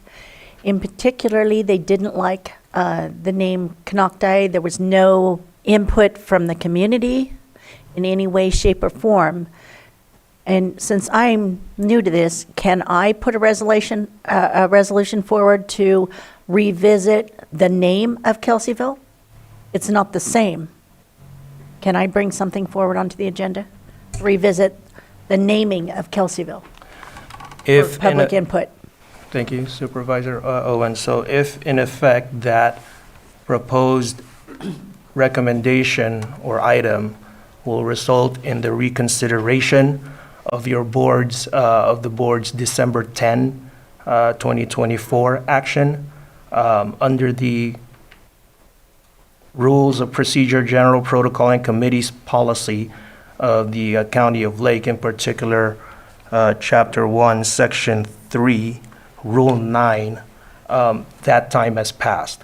The deadline to submit or propose a reconsideration of the board's action that took place on December 10 would have been the next regularly scheduled board meeting. There has been 3 regular board meetings since that time, and so under the current procedural rules, that time has passed. I'm not asking to address the December 10th meeting. I'm asking if we can address the name of Kelseyville. People do not want the name Canocti. Well, one option for the board or for a board member would be to consult with staff, because part of the review and the process there would be to coordinate and also finalize what would be the recommended action that would come out of the proposed item that you had in mind. So that would be my suggestion, to consult with staff moving forward. Obviously, it wouldn't be a part of the board's item for today. No, I was wanting to put it back on. Right. Right. So Supervisor Spatier. And County Council basically said what I was going to say, that I think that Supervisor Owen should meet with staff to figure out what the options are, rather than doing that right here, since right now we have a specific agenda item. But I will go ahead and make a brief comment. I'll make more later on.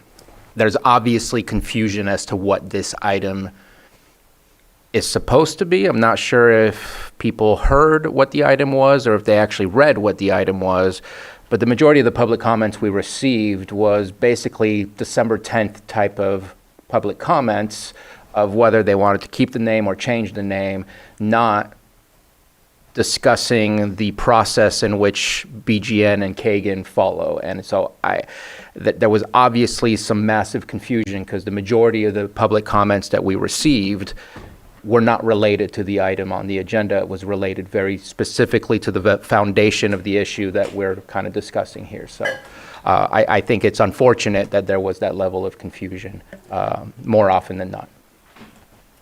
Can I just ask a question real quick of what Lloyd? Yes. Comments.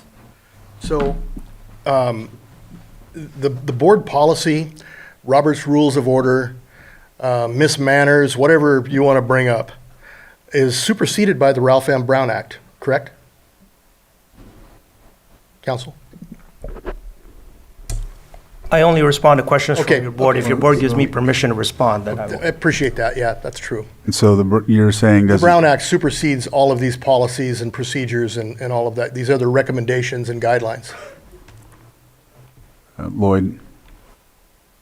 Thank you, Mr. Chair. So the Brown Act gives authority to your board to create and establish your board's own policies and procedures when it comes to procedural matters to start. And that is what culminated in the Board of Supervisors Rules of Procedures, General Protocol, and Committee's policy. All right. Okay, but it's still, the Brown Act supersedes any of those rules if they conflict. The Brown Act on Rule 27 allows for reconsideration of any item that's been voted on by the board. And in this instance, it would be appropriate for one of the board members who voted in the majority on that decision on December 10th to bring forward a motion for reconsideration. The only board member here would be Chairman Crandall on that, and that motion would be made, it would be put on the agenda next week to make the motion for reconsideration, then it would be put on the following week or subsequent meeting to then allow for that item to be reconsidered. It can be done within 12 months of when that decision was made, not after the next meeting. It's within 12 months under that process. Otherwise, you have to wait the 12 months for any board member to then ask that it be put on for reconsideration. So that's the process that should be applied, not a board policy that was adopted arbitrarily for some other reason. But there is precedent already for this board to take up items for reconsideration, and I can name a few of them that if you need specific examples of precedent where the board has actually taken up items for reconsideration. All right, so did you want to answer that, Lloyd? Sure, just very briefly. So, Rule 9, and I'll try to be brief about this. Rule 9 of your board's County of Lakes Rules of Procedure, General Protocol, and Committee's policy outlines the requirements for taking in, considering a motion to reconsider a prior board action. So it has all those requirements there. I believe I've already referenced the requirement, the timeline requirement for that, in which the deadline for bringing up such item has passed. And this particular rule here, along with the rest of your board's rules of procedures that were adopted in 2018, I can certainly contend that those are compliant with the Brown Act. And so, with what was stated about one of the majority bringing it back, the time has passed. Is that what I'm hearing? Correct. So the deadline is at the next, under Rule 9, under the deadline to bring up such an item to reconsider a prior board action was at the next regularly scheduled meeting after the action, subsequent to the action. That would be the action itself referenced. It occurred on December 10. The next regularly scheduled meeting that occurred then was December 17, 2024. All right. So, Mr. Chair, again, we get this debate all day long. There are consequences to violating the Brown Act. There are no consequences to violating or going against board policy. So the Brown Act is what I'm sticking to. And in addition to what I stated earlier, the member of the board that was in the majority can ask that it be reconsidered. However, I forgot to add that at the next board meeting, 4/5 of the current board would then have to vote in favor of in order to vote to reconsider that. So that is an important part. It can't be just 3-2. It has to be 4/5 vote in order to reconsider that. But again, I'm with all due respect, and I'm not. Nobody's ever paid me for legal advice, so you get what you pay for here. But you're bound more by the Brown Act and the consequences related to that than you are by any board policy that may have been adopted arbitrarily or for whatever reason at any time. All right. Noted. Sir? My name is Vern Belanger, and Helen, you were saying that nobody knew about the name change until recently. At the very first meeting that Citizens for Healing gave over 4 years ago, we had two members of the Kelseyville Business Association that showed up. Sir, we're going to discuss the letters at hand. We're not going to rehash the name change debate. So if you Okay, I just wanted to clarify that That's fine. as a motion was made concerning what's not true. Okay. Well, I think there's confusion about the confusion. I was talking about how people think we're talking about the name change today, but we're talking Okay. about a drafted letter. Okay, So thank you, Bruno. either we're not reading or we're not listening. Either way, we're not going anywhere if that's how we're going. Okay, thank you. all right. Thank you.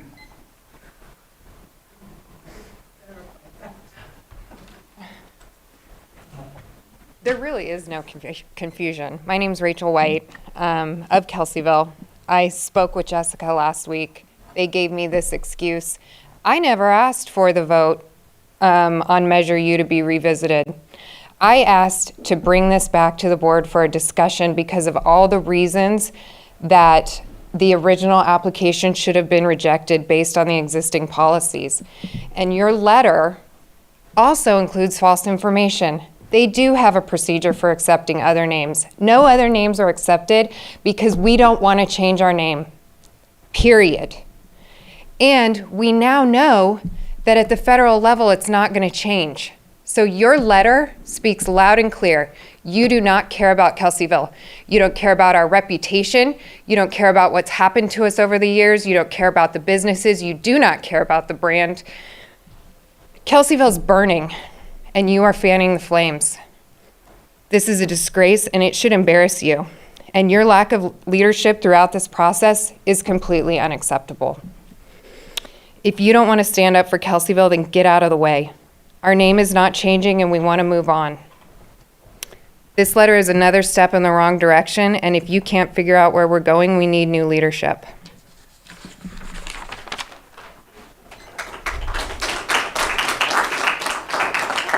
there anyone else that would like to come up and give some public input?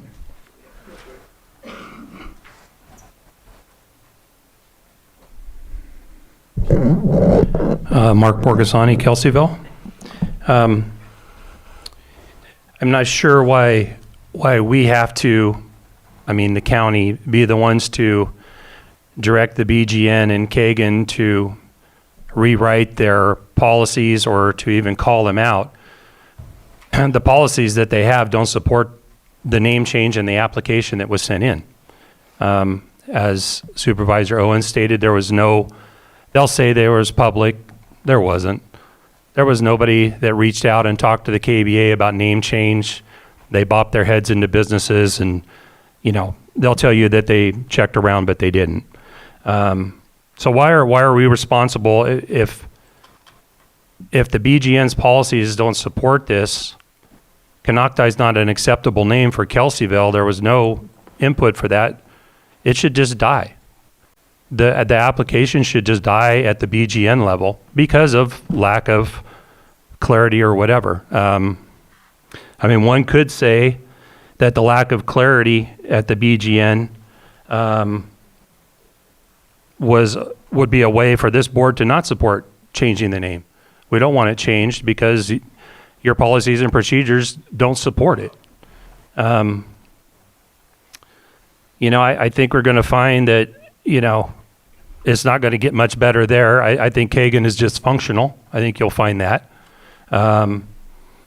So I hope that, my hope would be that we could readdress this somehow or address the fact that Canocti is not acceptable, and that should be the end of it. You know, there's been no discussion with anybody from Lake County or from Kelseyville.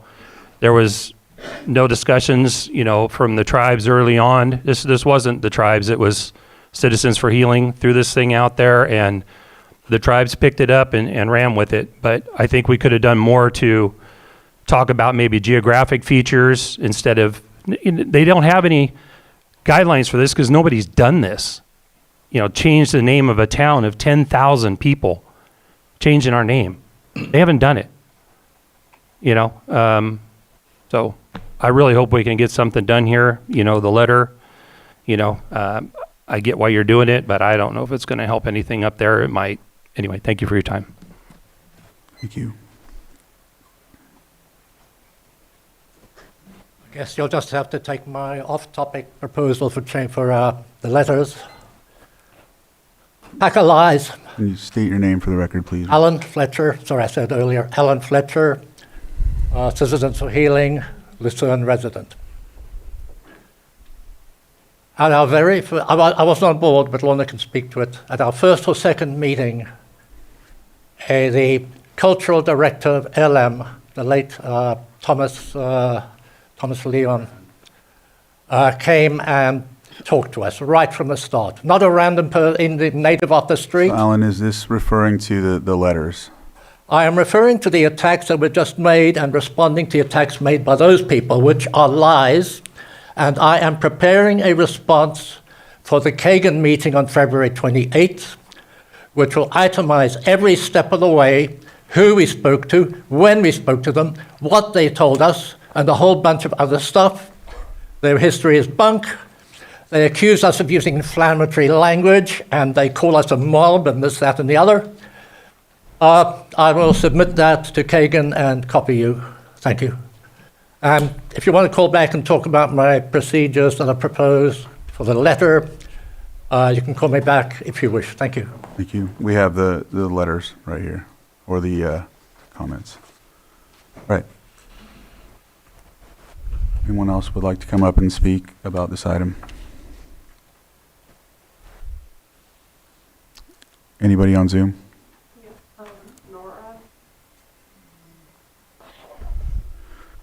Do you want to speak first or after? Okay, so if you want to unmute and state your name for the record, and we'll give you 3 minutes.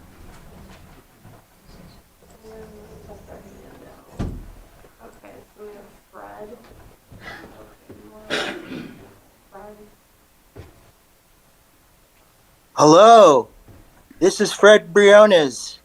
I'm calling in from my home at Konocti. Sorry I did not come to the meeting. I don't have $5 to spend on white supremacy. And that's what this is. And I want to make it a fact and let everyone know that I want to tell them why the vote was non-binding.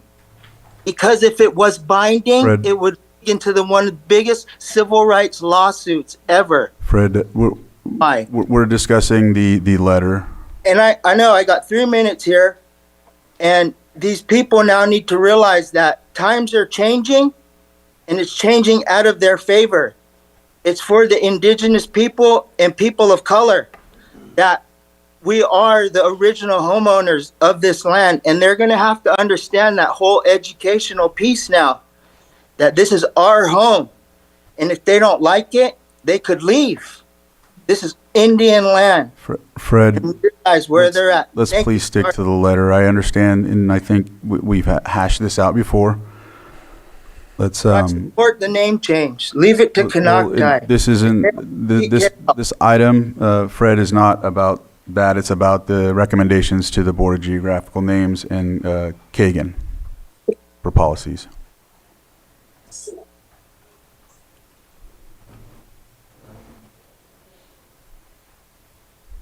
Did he? Okay.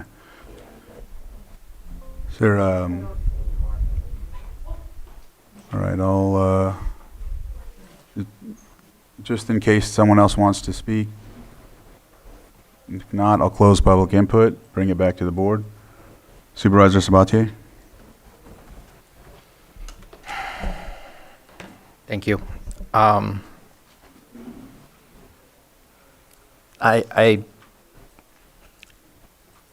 I feel like we're continuing to stumble in this really important but difficult conversation that I think our personal process has not been good. And before we tell someone else what their process should be changed, I think we need to review our process as a whole.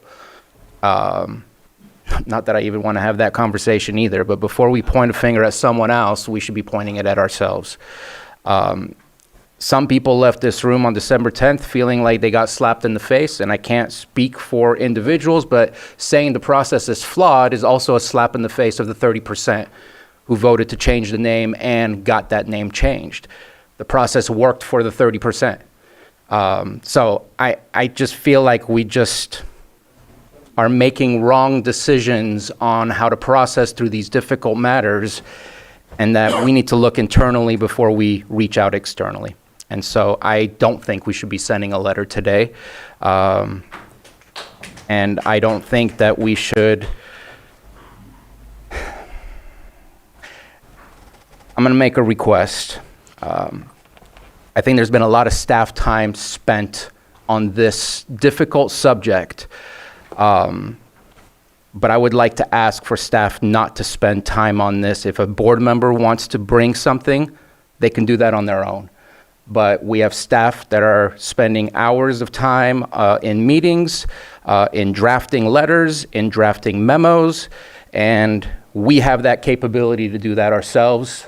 I want to see staff spent on the priorities that we have, which is to, I know I'm going to get a laugh from somebody in the audience, to make our communities better, economic development, better opportunities, all of that good stuff that we should be focusing on. This is not on the list of things that we're asking staff to work on. So that is my ask. I don't know who's first. Supervisor Owen? Go ahead. I forgot to take it down. Vice Chair Rasmussen? Yes, thank you. I do have a lot of concerns with sending a letter right now, similar to what Supervisor Sabatier said. I think, the public just seeing this draft letter last week, on Thursday afternoon is not enough time. I think we ought to be engaging the community more as supervisors to work with everybody, get more input before we make decisions on this. I think that while I do think there are some issues with the federal policy. I also think that this board in 2024 could have taken a more active role in engaging the public, going out and facilitating meetings, and just working with everybody to try to work through this. I feel like it was just kind of out there, and we weren't involved until the board decided to put it to a vote. And then again, we just weren't engaged. I don't feel we were engaged. I think that's critical.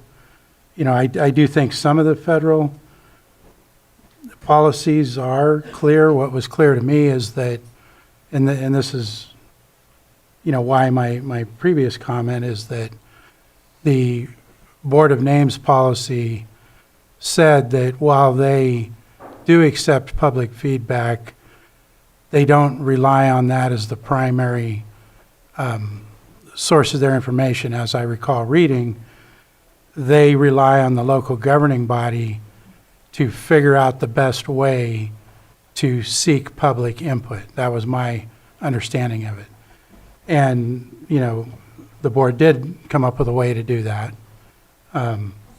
Not everyone is happy with, you know, the final outcome, but nonetheless, the board made the decision that that's how they were going to seek public input.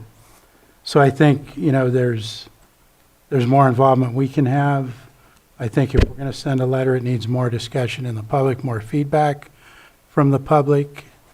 I personally don't think the federal government ought to be involved in changing the name of a populated place anywhere in the United States.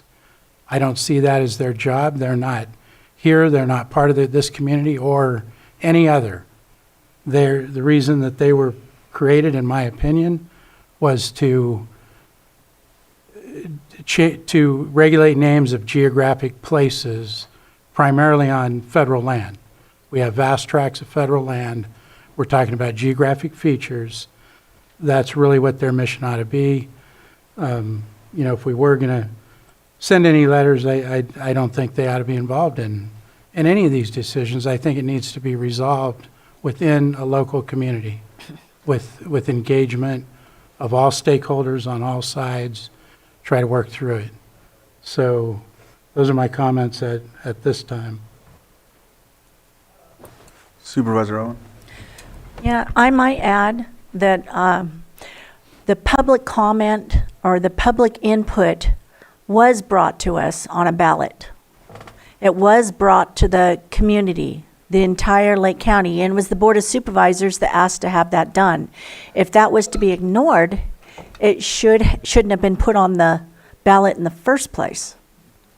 So I feel that that was our way of commenting, and when it came back to the board, we weren't asked for comment before that. So that's my feeling.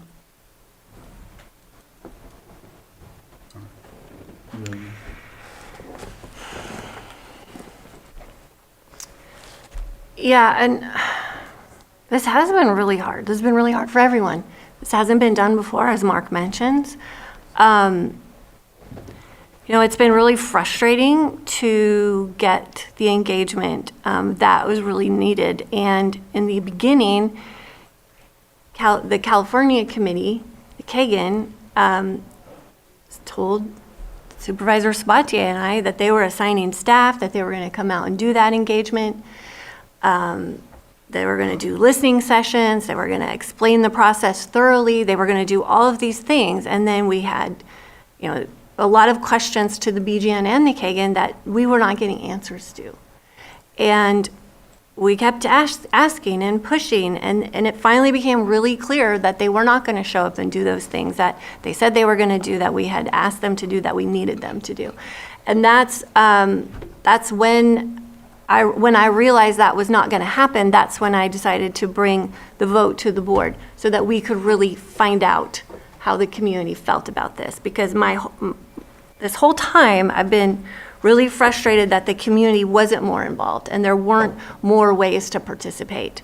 But on the other side of this, they weren't answering our questions and they weren't helping us with the material and the process that we needed to go out to the public. So if you say there should have been more community engagement, like what does that even look like?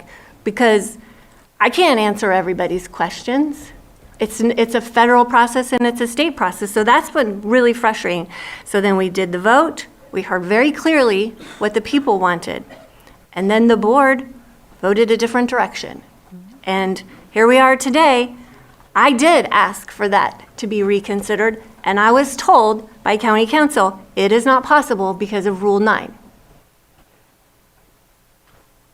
So this is what I felt like the very next thing that we could do is share the frustration that I have had over this last year with the lack of participation and engagement from both of these committees. And I have had a lot of conversations with our state and federal electeds to try and get more help around this because it's just inadequate. It's been inadequate since the beginning, and that's where these letters come from. It's the frustration because this was just dumped in our lap with no supports, and it's taken a lot of time and energy, and we're not, we knew from the beginning there was never going to be winners in this, and it's been really destructive in this community. It's been really sad to see.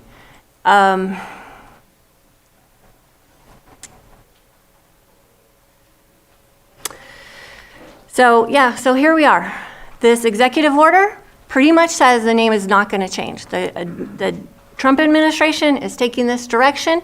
They are completely gutting the BGN. They are replacing all of the BGN board members. The staff is gone, and the policies need to be rewritten. And so here's our suggestion if you're rewriting policies here. But at the end of the day, nothing is going to happen. If this committee ever reforms and is productive, it's going to take years to figure out any of this.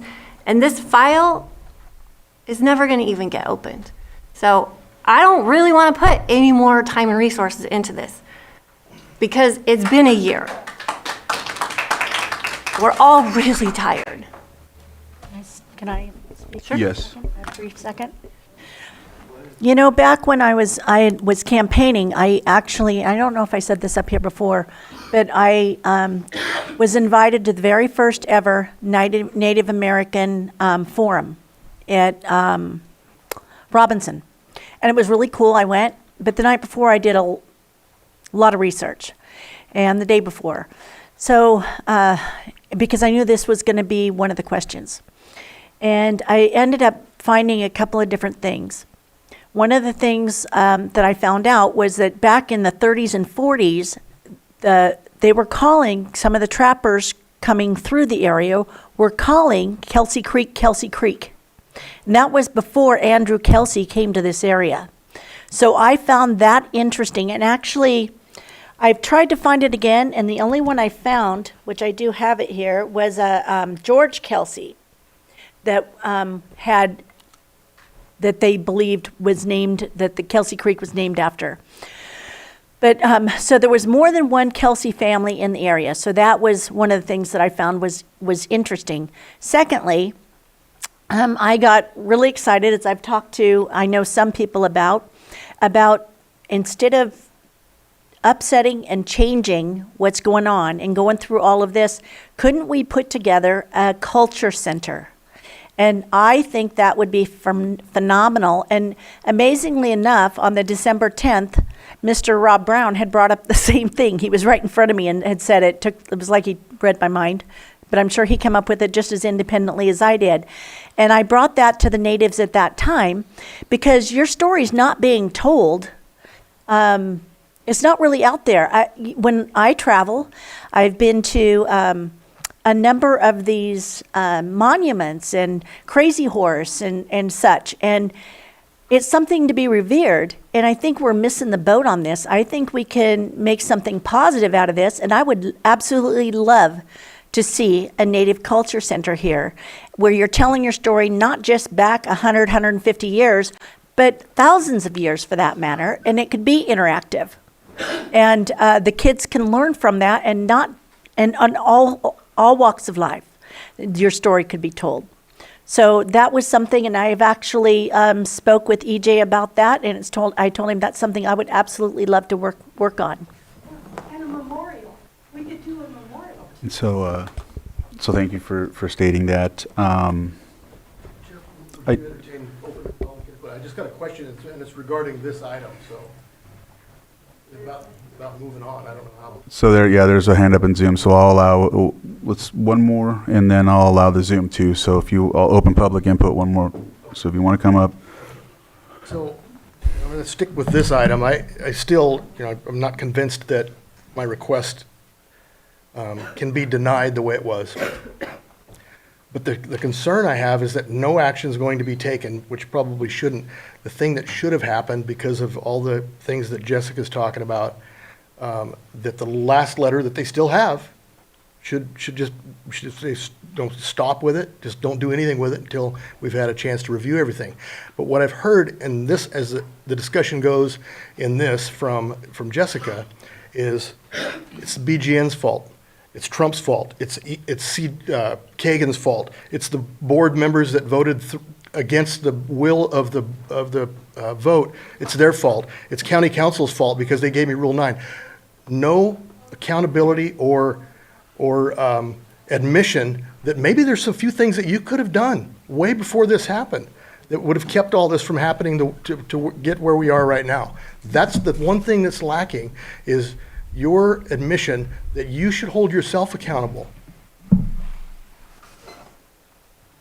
So if you're on Zoom, can you please unmute, state your name for the record, and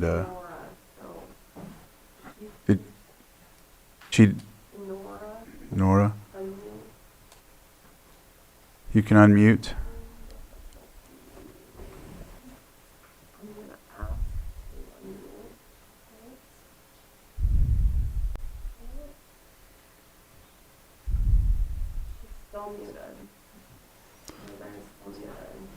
All right, so Nora, we've tried twice now, so we're gonna go ahead and close public input. If you can email or send something in to the clerk of the board, and we'll go ahead and put it on record and go from there. So as we close public input, I don't know if there's any more statements, but I'll just make a brief one. This item, in discussing it with Supervisor Pyska and staff, was basically also addressing the executive order, because as it's written, they're going to replace the folks that are on that committee and then recreate policies, reform those policies. And so that was, I think, was the thought, was to give some insight as to what's been done here, as it was one of the first type of situations with a populated town and whatnot. Other names and situations were SQ names and rocks and mountains and things like that. And so this was giving them the idea and the experience we had, as it basically put us in a position as a county to have separate in a divisive and difficult time while discussing this and getting through it.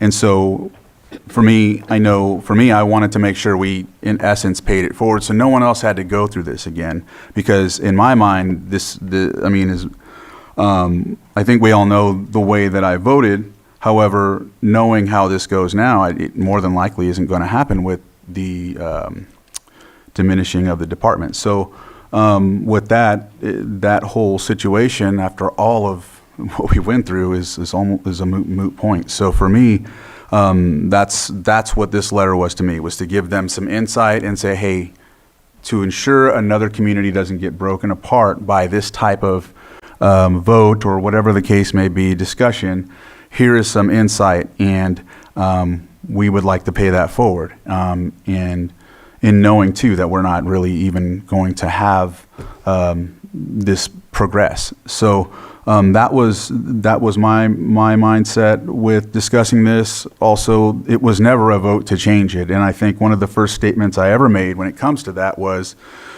if there was at this board level, it would always be a tug of war back and forth. It would just always be that way. And that's why, you know, when people approach me about it, I never wanted to bring it here. And I don't think anyone wanted to, because it just would have always been that way, no matter what. And then the BGN application came, and then all the other stuff.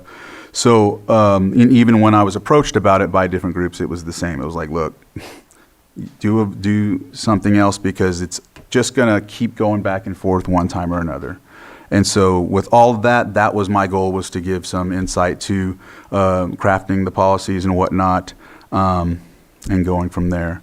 So so that was the intent, you know, and I understand that, and when I talked with Rob, I mentioned, I understand this isn't exactly what you wanted. I defer to the district supervisor, and as you were saying, you spoke with the county council and staff, and was advised that that's not something we can revisit or reconsider. So, so yeah, I just wanted to highlight that and state that for everyone to know, where, you know, I didn't want to not say nothing, you know, and sit here.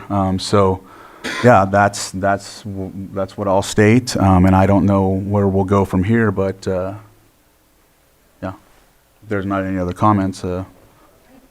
So, Lloyd? It looked like you wanted to say something, that's all. No. All right, sorry. I closed public input. I mean, I have one question. If it's not addressed at the federal level and the letter is still there, excuse me, after a certain time period, could they bring it back up, a change of regime, a new president? Could that come back up and our letter is still in there asking to have it changed to Canocti? Or will it drop off and go away? That's my question. From what I read, they're going to also look at all of the submissions and consider if they're even going to be addressed, the new appointed group. That's my interpretation of what I read, but I'm not at that level of. We could then write letters as the public could go ahead and put letters in. The public could definitely send their letters in. Supervisor Sabatier? And I would say that includes Board of Supervisors who have letterheads that if they wanted to write individual letters, have the right to do so, because they could do so anytime for anything, as long as they don't represent the board in those letters. Yep. Perfect. Just want to make sure we hammer that in. Yes, thank you, Mr. Chair. And to Supervisor Owen's question, so in terms of whatever letters that correspondence, that whether it come from the county, members of the public, going to BGN, in terms of what BGN does with it or what the retention is, that would probably have to defer to BGN's own policies and procedures on how long they would retain such documents. And Thank you. And just for further clarification, because I did mention that your board does have the authority to enforce rules and regulations necessary for the government of the board. That's under the government code, actually, 25003, which is separate from the statutory Brown Act provisions, but it is within the government code, just for clarification of what I said previously. Thank you. So with that, any other discussion? I'll get take action. Mr. Chair, I move that we approve the letters A, to the United States Board on Geographic Names, BGN Domestic Names Committee, and B, the California Advisory Committee on Geographic Names, KAGAN, recommending changes to BGN's policies, or principles, policies, and practices in light of the January 20th, 2025 Presidential Executive Order restoring names that honor American greatness, and authorize the chair to sign. Do I have a second?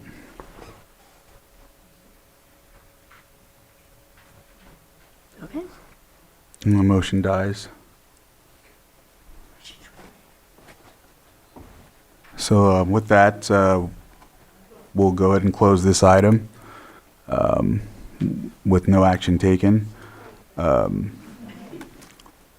motion, not passed, motion moving forward. So, all right, we'll go ahead and close this item and move on to I think it was we have to go back to the other one, so. All right. You guys want to take a quick break or? Sure. Let's take a quick break. Let's come back at 2:15.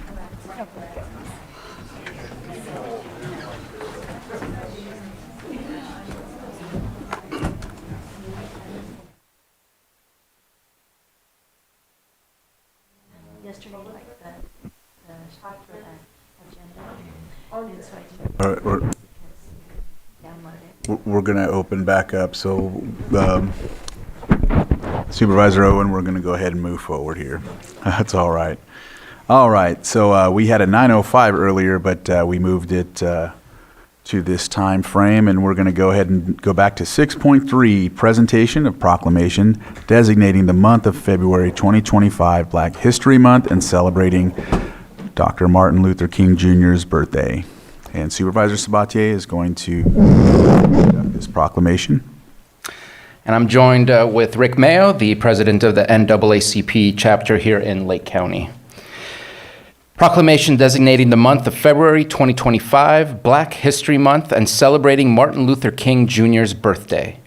Whereas the Lake County branch of the National Association for the Advancement of Colored People, NAACP, will celebrate a combination of Black History Month and Martin Luther King Jr.'s birthday, as we reflect on the proud legacy of courage and dedication from visionary leaders like Martin Luther King Jr., Roy Wilkins, Rosa Parks, Ketanji B. Jackson, local community leaders like Sarah Wright, Sarah Anzano, Kenneth Bagsby Sr., Greta Zeit, I believe is what it is, sorry, Bessie Bell, and Lynette Kirkwood.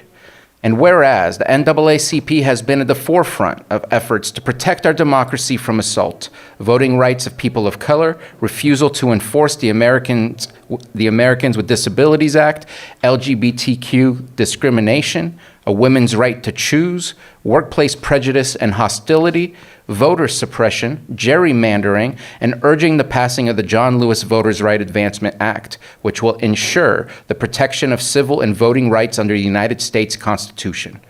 And whereas the NAACP history is one of dedication and struggle to maintain equality and justice for all citizens of the United States, and whereas the local branch, like other NAACP branches throughout the state and country, diligently works on social programs aimed at the elimination of banning books, rewriting of our vast contributions to this great nation, eliminating racial hatred, bigotry, and poverty.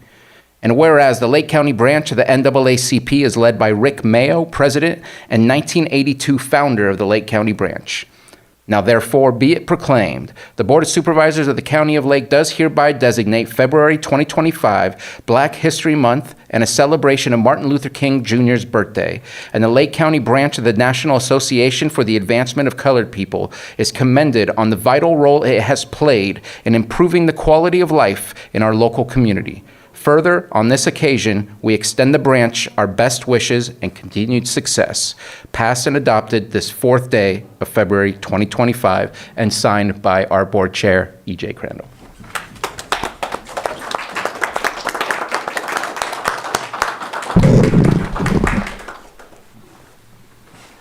First of all, I'd like to give honor to God, and I'd like to thank the board for their continued support of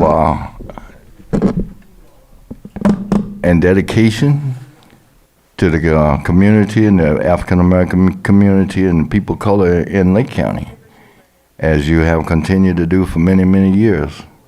It's always a pleasure to come and receive one of these because it makes a statement to the whole county. Hopefully it's on YouTube, so it'll be the whole world, you understand, that the county of Lake, you understand, is a county of immigrants. We all came here from someplace. And you all are looking at all of us, you understand, independently of the other for our strengths. And you always are reaching out to give us a hand up. And that's greatly appreciated. Thank you very much.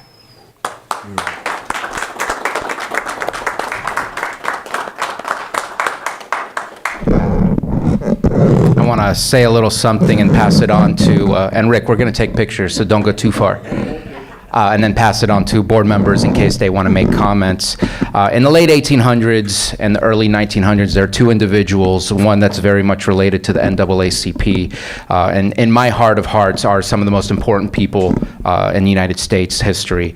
And one of them is Booker T. Washington, who believed that education would lead to equality, and the other one was W.E.B. Du Bois and his crew of lawyers who believed that the law would bring equity and equality to everyone. I think that Black History Month is a time to learn and a time to be open and listen. And if you have the time, please look up those two individuals. They're very inspiring to the things that have happened here in this country and continue to happen in this country. Thank you. Any comments from the board? Go ahead, Vice Chair. Yeah, I just want to thank Rick for not only his work with the NAACP, but he's also been a huge part of our community and very active in a lot of community efforts over the past 30, 40 years that I can recall. I know Rick going back to the early 1990s, and he's always been very caring in our community. So thank you. Appreciate it.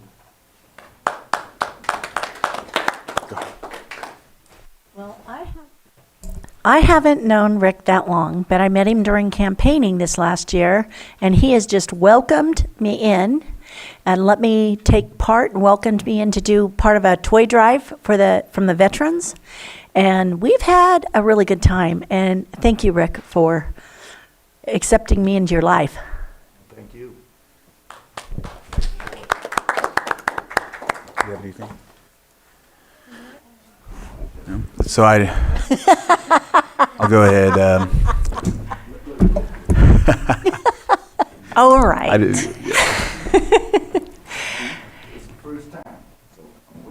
Okay. Well, thank you for joining us.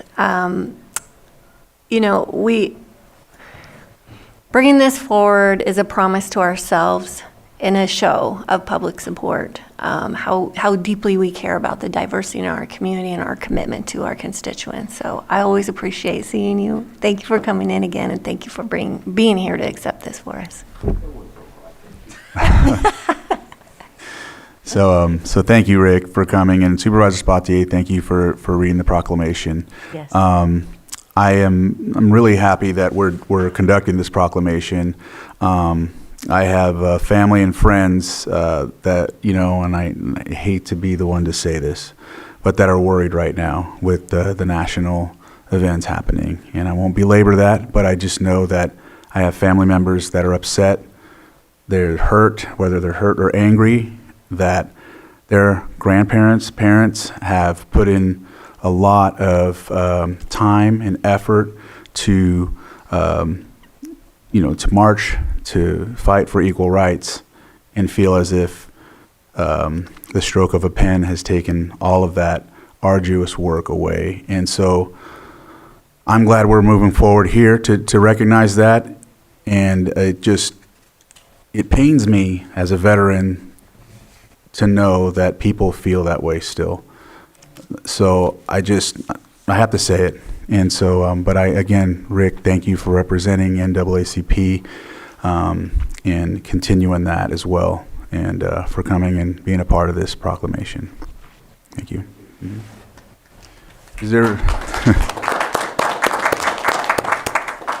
Is there anyone that would like to comment? Nora. You can unmute. She's unmuted. Not hearing anything. I know she might not have a mic connected. She's unmuted. All right. Sorry, Nora. We're trying, but if you could provide an email or a e-comment, we'll make sure it's on record. Is there anyone else? With that, we'll bring it back to the board, and we'll move forward with some pictures. Let's get in the middle right here. Be right down the aisle. Right here in the middle. Oh, okay. You have to email that. Oh, yes. I have a big hole in my house, and it's a wall thing.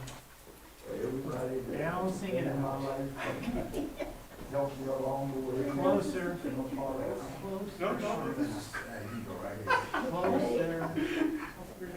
Oh, that was good. Okay, let me see if I can get one more. And just in case. Oh, that was good. Okay. So.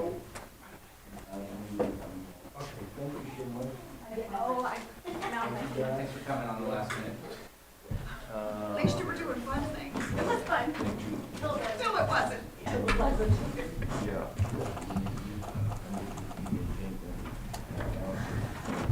I was like spinning there earlier. Did you see me? Yeah. So I stepped had my glasses on. I was looking at something, I had my glasses on. Stepped right off there. All right. All right, so we'll get back to the agenda, and looks like we have calendars, non-timed items, and so who wants to start? Supervisor Sabate is ready to start. I said I was, and yes. So I have a leadership meeting for NACO with the Health Steering Committee tomorrow. We're kind of just reviewing what's happening at the federal government. I don't have the agenda in front of me, but I know that we're paying attention to what's being proposed and preparing all of our communities and what may or may not occur. Just to let everybody know, I contact our Human Services departments and our PHO and let them know here are things that I just learned today, so at least they can take it with what they need to do. Blue Zones meeting later on, and Lake County Continuum of Care meeting for the specifics of it is the Hub Advisory Group. Really appreciate Adventist Health taking care of that to help connect people once they're in our HMIS system. Starting off on Thursday with Judges Breakfast, meeting with some PG&E folks. I also have a meeting with USDA, but I think I'm going to try to move that as PG&E as a kind of an important conversation to have. Have some more NACO stuff going on Thursday. Blue Zones, the general meeting for the COC will happen, and then I'll finish that day with the City Council meeting. Finally, after months and months of trying to trap me, I am meeting with Supervisor Gore from Sonoma County to discuss his Senate run, and then meeting with our public defender, behavioral health and social services director for our last meeting, just to discuss how the COC can work with our public defender's office. On Saturday night at 7:30, I will be here at the memorial for Vicente, and look forward to seeing all of his friends gather together and hear the stories. Meeting with a group from Kelseyville from the Baptist Church to discuss some COC stuff. They've already reached out in the past. I think they might be ready for some activities, and we've been working on building that trust, and happy that they reached out to see what was possible with the COC. Meeting with our CAO, another COC meeting with our Interfaith Committee, and then back here on Tuesday for our board meeting. Supervisor Owen? Yeah. Meetings. I have several meetings. I have several meetings on my calendar. Most of them are with constituents. One of them is Gwinnett Ranch. That's tomorrow, which is the Maha Lotus Land project. I'll be meeting with them tomorrow. I also need to do some staff meetings. I'm getting those lined up right now to get up to par on some of the technology that we have here. And I'm also working on a few projects. One of them I think I'm trying to look into is the bass, trying to bring the ESPN bass fishing back. I don't know if that's possible, so I really didn't even want to say that right now. But I've got calls in trying to see if we can do something along those lines. I'm trying to get a hold of CAL FIRE to meet with them too with Clark, trying to hook them up with Clark. So I do have a number of things on my agenda. Thank you. All right. So, is APC, I thought it was the first Wednesday of the month. Yeah, we apologize. We didn't lie. It's just not always right. Sometimes we do it the second week, depending on holidays. And so for this upcoming week, it is the 12th. Okay, and that's at 9? What I'll do. Someone send me an invite, please. I will do the same thing, and I apologize. I just did this for Brad because of his request. I'll send an email to Lisa Davy Bates to make sure that you're on the list of the email so nothing is missed. And I'll ask for her to send out a calendar for the year. That way you can get that set up in your calendar. Okay, so that clears up my morning tomorrow. I have my biomass cohort meeting with the Shasta Valley North Coast, which is 2.5 hours in the afternoon. And then we're working on our geyser ad hoc meeting. You're coming to that, right? Mm-hmm. Okay, good. Yeah, I've got that. And then Friday, I am playing catch up. Monday, got my CAO meeting, and then I have a check-in. Oh, that's the wrong day. Never mind. I think that's it. Vice Chair Rasmussen? Yeah, I got a fair number of things since we haven't had a regular meeting since the 14th, I believe. Went to LAFCO meeting, EMCC meeting. Oh, yeah, you need your mic. Oh, sorry. LAFCO meeting, EMCC meetings that I did in the last couple of weeks. Several PIT committee meetings and training. And then we did the PIT count, I guess the week before last. Attended Martin Luther King Day in Clear Lake during the holiday. Met with the chamber director. Supervisor Peiska and I did some follow-up work with the Big Valley Committee, and we did recruit some more applicants. One was appointed today. There'll be another one on the agenda on the 11th. Should be, and that should fill us up.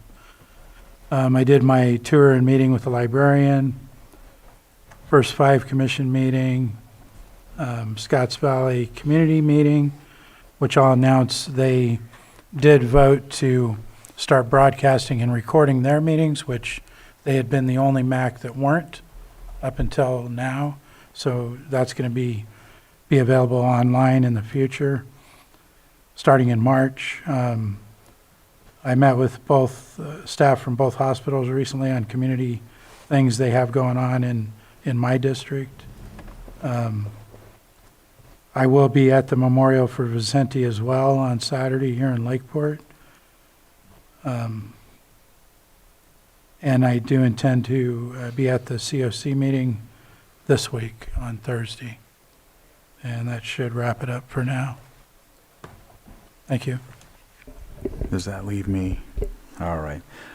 So tomorrow I have Golden State Natural Resources, East Region Town Hall at the Moose Lodge in Clear Lake Oaks, and then CSA #2 over in Spring Valley. I think there's a meeting on Thursday with staff, and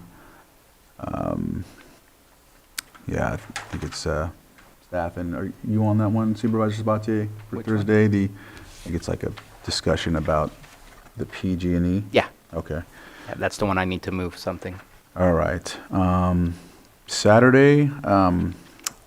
What time is the candlelight vigil? At 7:30 p.m. at Library Park. Okay. Yeah, because I have a booster at 6, so I don't know. Maybe I can shoot over, but yeah, but we'll see. I know that you two are going, and it's well represented. And so there's also a CERF meeting, Central Region Town Hall, on Monday the 10th. I'll be joining via Zoom. I will be going to D.C. for National Congress of American Indians, and so I'll be over in D.C. for next week. Also talking to folks about some things I could possibly bring over to advocate here as well. So I have a couple people already reaching out to me and giving me information to, like we talked about at Middle Creek Restoration, stop by some offices, maybe some committees, or whatever the case may be. I know that some people aren't appointed, committees aren't formed, but at the same time, I wanted to get out there on another, with another group with my tribe. So, so yeah, I'll be there, and then I'll be back for the next meeting on the 18th. So, if there's nothing else, I'll go ahead and read off the closed session. What's that? Did you have? No meeting on the 18th. Oh, there isn't? That's right. So it's not till, sorry. We'll see you the 25th. We'll see you all the 25th. All right. So here we go. With closed session items, we have 8.1, Public Employee Evaluation, Agricultural Commissioner. 8.2, Public Employee Evaluation, Special Districts Administrator, and 8.3, Public Employee Evaluation, Water Resources Director, and 8.4, Conference with Legal Counsel, Significant Exposure to Litigation pursuant to Government Code Section 54956.9 D2 E1, one potential case. With that, we'll go to closed session, and thank you for joining in with us.